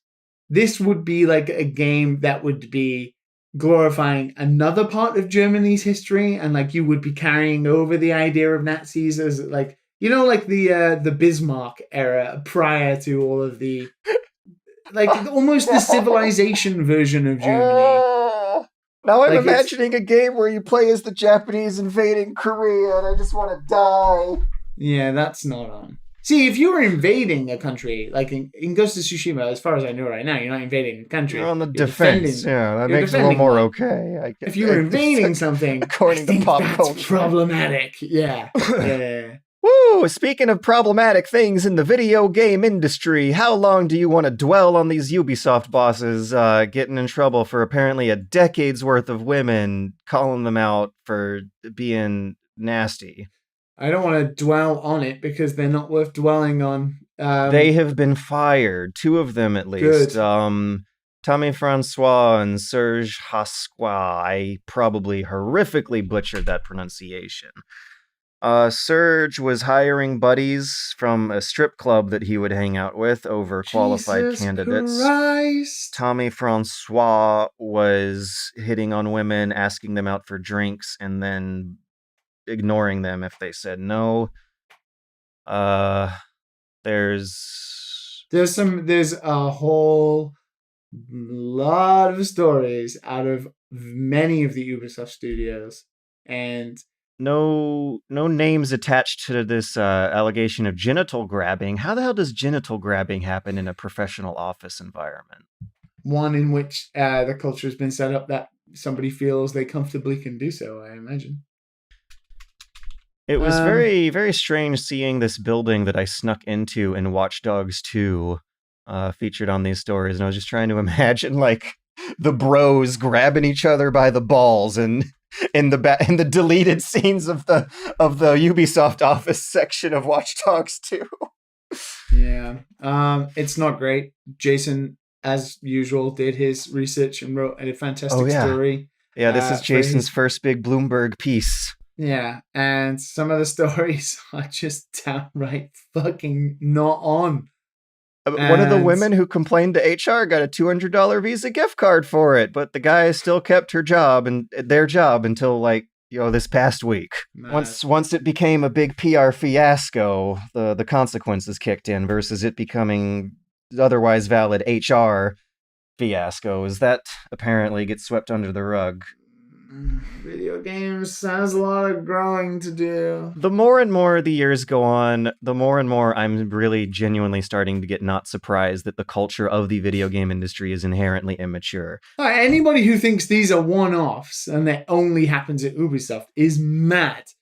It most definitely happens in most studios in some form because of the people who work in there. Unfortunately so, which is under 40, maybe between 30 and 40 people who were the pioneers of the industry, who grew up in a place where they were getting money and they were having fun making video games, but able to create cultures that were in their own image of what they were into. Yeah, and the content of video games has historically been immature because in the 80s, the console games were marketed as toys for kids, and it started growing from there. We always were this outsider culture until, like, I'm gonna say N64 PlayStation era, really. I wish more adult, late 20, 30-something gamers would admit that the content of games and the culture of games has historically been pretty immature. And I hate being, now that it's 2020, I was probably more surprised by this stuff in 2017,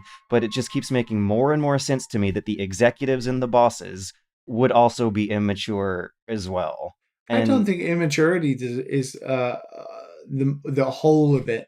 I think a lot of these people are really, really smart, intelligent people who understand that what they're doing up until now, Yeah, there was Ah. some power balance that they could manipulate in their favor. Because of course you could, if you're the boss and you were able to have people around you who would not Oh, talk shit. man, You're I able wonder.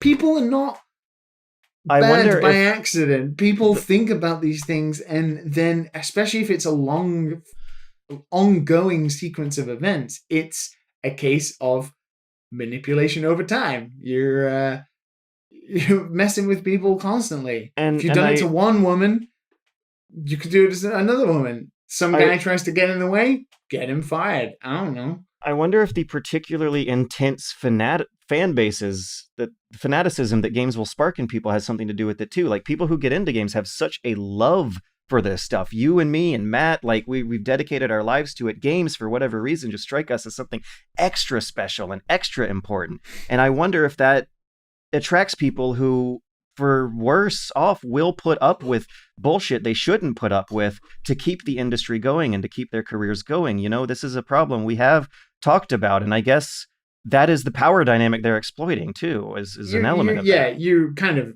right a little bit. It's different now. Games is so diverse now. Whether you like it or not, you're listening to this and you're like, man, fuck those guys. What are they doing? Like, gaming is for these hardcore gamers who play 300 hours of video games. It's not. It's more people play games than people who watch movies. Like, it's the largest medium in the world. Like, whether you like it or not, everybody of gender, age, race is playing games. That meant that now more people than ever, diverse and of many different genders, are going to be applying for jobs in games because they've been playing games for the past 10 years, 15 years, 20 years, or whatever, which means it's not the same people making games anymore. Well, people and in you're positions... right, George. Sorry, George, one last thing. You're right. Everybody wants to work in video games. Of course you do. It's amazing. And if you're passionate about something, you should have a job in that because that's what makes you happy. But everybody wants that.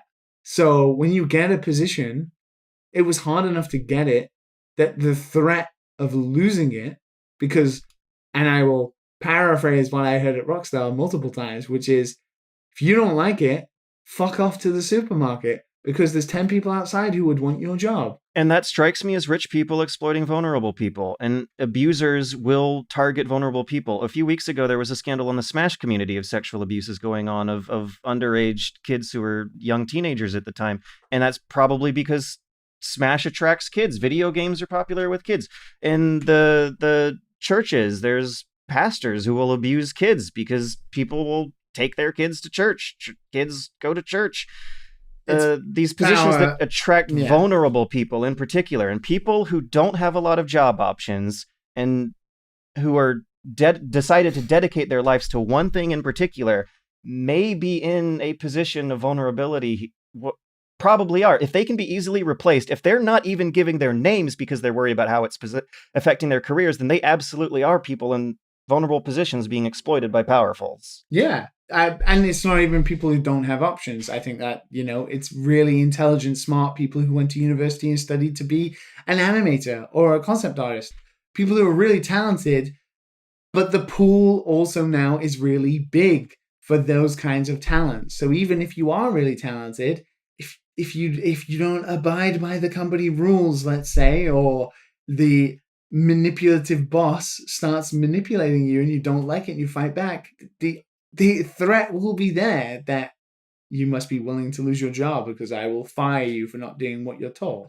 And that's gross and illegal, but mostly gross. And shivers. Video games is not the only industry this happens in, but video games is a fucking huge industry and it's new and it needs to grow up a bit for sure. I think the arts, religion, humanities, things that are like fun to engage with will attract powerful abusers more than, like, I don't know, the toilet paper industry.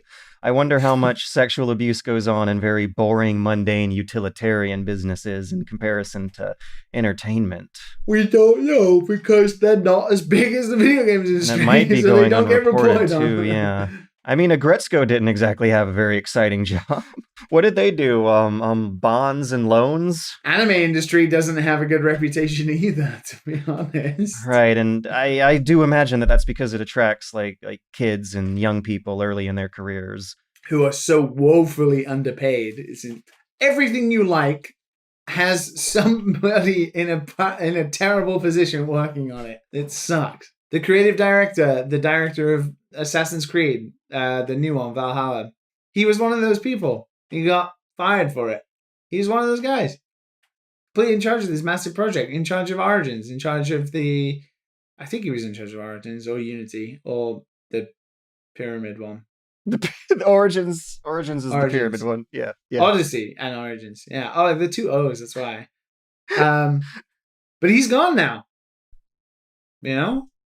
And I wonder for how long though. What kind of consultancy position and what other studio is he gonna quietly try to So this is the other back at? thing, right? And I feel like this is also another conversation that needs to be had.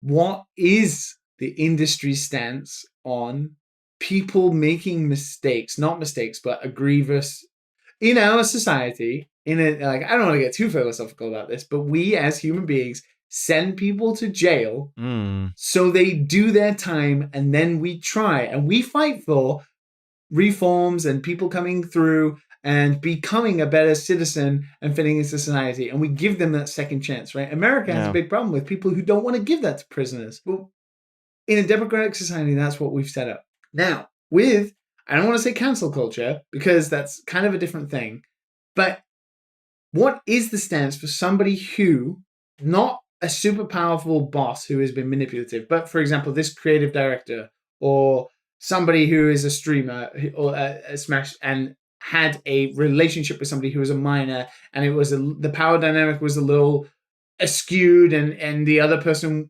felt like they were being abused and stuff like that. One of them was kind of younger, dumber, and a hell of a lot more poor than the other person. Yeah. Yeah, but the other person was older and kind of understood what they were doing was maybe a little. That's why it's abuse. So exactly, what is the stance then for those people learning from their mistakes over time? They obviously don't get work, they don't get jobs, but are they allowed to come back in eventually? Do we allow people to say sorry? I think is the important thing. And I feel like everybody's stance right now is no, we shouldn't. You almost get like a one and done. Like once you do anything, not anything, but obviously there are varying degrees of severity. I don't know if I'm a fan of the one and done. Like we're gonna have to bring Twitter makes it seem like it's a one and done. This is the kind of conversation that evokes characters like Joe Biden or Johnny Depp or James Gunn. Like some allegations that have gradually gone the other way as holes have been poked into them and cases have been won. I think years of a super duper well-written, well-consulted apology followed by years of proven action over words would be what it takes. And that means that I kind of sort of want to mention Philip Mayusin, who plagiarized a Dead Cells review for IGN. Now, when Philip Mayusin was writing for IGN, he plagiarized a lot. His Dead Cells was the one that got popularized. That's the one where the original author also read the review and was like, wait a second, I wrote this instead. Yeah. And nowadays, Philip Mayusin is on YouTube with his own YouTube channel trying to redeem himself by making content again. And the one that I did see just said, an honest original review of Dead Cells. But I didn't watch it, and just the title alone kind of offended me, because that means that he was capitalizing on his infamy. Well, he's not learned. He's proved. Yeah, that means that there's an element of knowingness there. So there's an example, right? He has proved with that one action, he's not learned anything. He's not learned anything. The way I would have rather relearned about Philip Mayusin is like 5 years later, reading some kind of shocking Jason Schreier style evocative reporting and seeing, oh, Philip Mayusin, that guy? Rather than like shocking inflammatory YouTube clickbait thumbnail. Yeah, exactly. That's what I would consider action over words. Yeah. Currently, we're not in a position where these people are ever going to get work, though, so they wouldn't be able to just, turn up and redeem themselves. But he did what is so predictable, which is to capitalize upon that popularity to dig the hole deeper. Well, like with he's swearing. digging the hole deeper, but to him, Yeah. he must think he's like bouncing off a leap pad into popularity again. But it also looks sincere and he's apologetic. Now, let's not talk about the fact that he's made, 6 different sorry apology videos in the past and still doesn't seem to get the point. And then he's joking and arguing about it with people on Twitter who are pointing it out. That guy's not learned. And we've not seen, I can't think of anything off the top of my head of people who have been accused of doing something or have been found guilty of something who have then gone away and come back. I haven't seen that. How do we? I am somebody who forgives people. I want to be able to, I don't know, because it almost puts you in a difficult position to say these people are doing actively negative things that make people's lives horrible. And that is unforgivable when it happens. But how can we treat one different from like somebody who goes to jail and then does the time? The idea that these people then are reformed, I don't know. It's complicated and I can't process it very well. I want to toss out like 3 years. 3 years of like sticking to better behavior as evident on your internet track record. I want to say 3 years, maybe actually, no, it depends on actually how bad their victims' lives were ruined. But if you were... absolutely. It's same as a crime. It's the severity. Like not directly abusing someone personally. Maybe it's more a 3 years thing. Because otherwise the victim still has a shitty life because of what you've done. And you'll never make that better. Yeah. Well, I mean, so fuck that. We go around in a circle. Philip Mewson has obviously not learned. I take it back. I don't want 3 years. I take it back. Rewind, delete it, backspace. It's more complicated. But Philip Mewson, he is not learned, so obviously that's a different thing. But plagiarism is not the same as sexual harassment or power harassment. It's not. And the severity should be different. But he's not. He's now an internet bad guy, no matter what. Plagiarism may be 3 years of good, solid work, sticking to a schedule, doing everything right by the books. But if there's like someone's whose personal life you've ruined, I don't know. After talking to the victim, I'm going to rehear that conversation every time I hear about the perpetrator again. And that's going to make it nasty forever. And it's something that because it's happening now, we won't see the ripple effects of for like 3 years, when somebody who inevitably was on the internet disappears and then reappears on the internet like 3 years later in a different role and hoping everybody's forgotten. What is the reaction when that happens? We're going through growing pains, and we will find out in the future. We're gonna see how this is gonna go, and I am fascinated to see what society ultimately decides on. It's I can't say I'm like looking forward to it with positive. I'm grinning and rubbing my palms together, but that's a little bit of the morbid curiosity. I think you're right. I think it's a case of almost like the victim. If the victim can forgive them, then maybe that gives permission for people to start thinking about that as well. I think it's a case of like, if somebody showed that during this time they went on diversity courses or they went on a sexual harassment course and they worked on themselves to better themselves and stuff like that. These courses exist for reasons, and then could prove that, not prove, but could show they've made the effort to right the wrongs in as best as they possibly can. I don't know. Are they allowed back in? I'm more and more leaning to like, if there's personal abuse, then just black and white George with this one. If there's like professional abuse, plagiarism, misconduct can still be abuse. If there's plagiarism, contract violations, and vague unprofessionalism, then maybe I'll give you 3 years of good behavior to come back. But if there's like a person whose life you actually ruined, then no, fuck off. Yeah, absolutely. That was great. That was fantastic. We went on for a long time, though, and I don't know if you are going to be awake enough to do one listener question. Yeah. This one is from our inbox. Toasty R asks, are there any aspects of game design that you love but feel go underappreciated or unnoticed? For example, I've always been a sucker for audio design. I feel it's one of the most important aspects. The stock sound effects and poor mixing of Metro Redux was enough to pull me out. When I tell my friends how much I love the sound design of games like Doom and Hollow Knight, they dismiss the topic and try to steer the conversation elsewhere. So, to reiterate the question, are there any aspects of game design that you feel similarly about? I mean, as a game dev, I can tell you are 1000% correct. Audio is almost always the last thing that gets done in a video game. Hunt Showdown! And tends to be some reasons behind that usually. But you are right as well. In terms of like creating a game, it's so noticeable when it's not there. And I'm a big fan of music in video games and a good soundtrack and stuff like that. So it's definitely something I also noticed when I play video games. Recently, I started playing Panzer Paladin, which is a pixel art retro-inspired thing, expecting a really badass pixel-related chiptune soundtrack. Didn't get it. Thought the music was very bland. If you want to completely rethink your favorite games, kids, play them with the music turned off. It changes everything. I have nostalgia for games I don't even want to play based on their music. The music is so powerful. And sound design in great games can go a long way. I think I noticed a couple of things in Ghost of Tsushima. For example, when I'm standing next to a waterfall, there's no running water sound. Wait, really? And it's, yeah, like in certain areas, depending on what's happening, the game prioritizes like wind and nature sounds above stuff like running water. Is this what keeps it from being AAA in your mind? Yeah, stuff like that is very easy. It's very easy to see where decisions were made. It's kind of the curse of working in video games. You're able to see when a decision has been made to go one way or the other.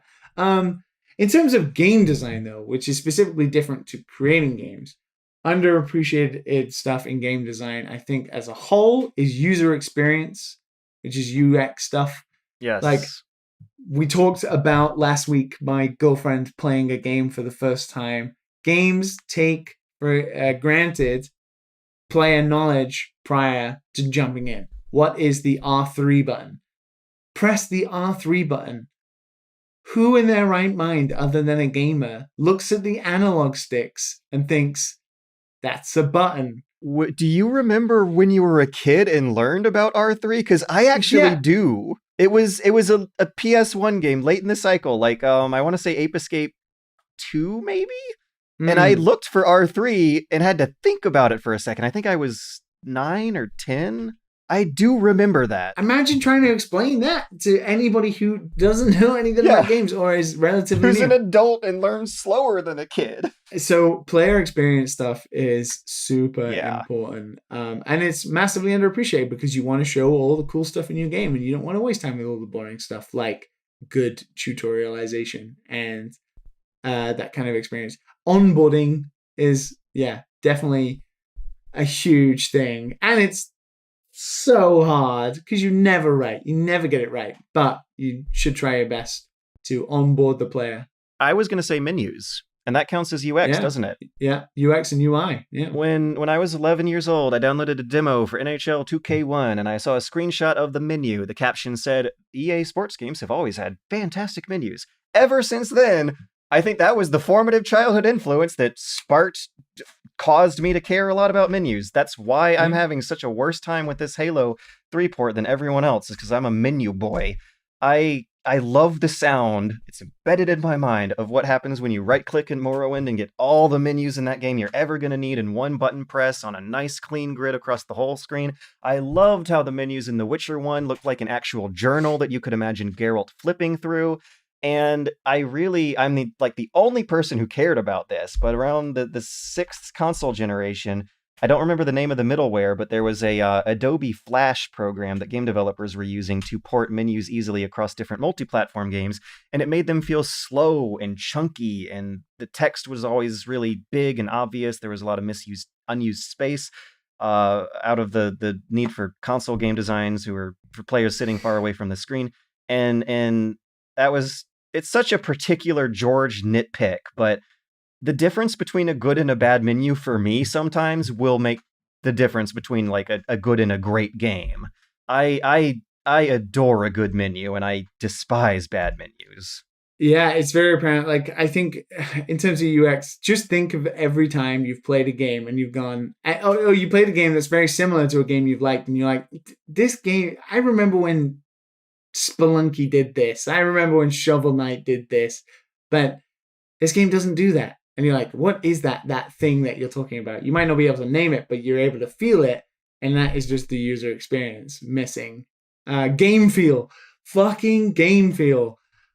Oh, there's a book by Steve Swink called Game Feel, and it's like one of the most important books ever written about game design. And it is the invisible numbers that make a game like Devil May Cry feel better than some other action game, right? Like, Orcs must die. Oh, Destiny has crappy. Never mind. No, it doesn't. It has fun gunplay, but spongy. It didn't in the beginning. You're right. In the beginning, it didn't. Game feel is the invisible, that invisible thing you can't see, but what makes one game stand out from the other? What is the feel? Why does Super Meat Boy feel so much better to control than other platformers? Like, why is Mario the way, why has Mario stood the test of time? Because controlling Mario is like butter. It's so second nature. And a lot of game feel is about the invisible numbers you can't see, the tiny tweaks and tunings. Like Celeste. Celeste is a great example of like that invisible game feel. Like sliding down walls and jumping at that last minute. Like Celeste has lots of hidden things. Like you can touch the spikes in Celeste for like 3 frames and jump off them. And it makes it feel better because it makes the player feel like they've just avoided hitting those spikes. And there's loads of it. Like they have things where you jump and if you hit the roof, you'll automatically like go above the roof. So you'll like go to the wall.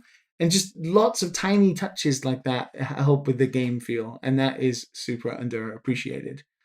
Not everything is just 0 and 1s. You've got to sometimes go into the decimal points to fix things. Yes. And speaking of which, we're at 2 hours decimal point. We're at Liam's decimal point dead. 2.2. Thanks to all of you for listening. We're gonna wrap up here. I want to once again thanks Ryan Lafford for our hilarious theme song, Henry Ng for the animated video background that you may be watching on YouTube right now. Remember that you can follow us all individually on Twitter and hang out with us personally in Discord with a $5 Patreon donation. Send in your thoughts and questions to dadandsonspodcast@gmail.com.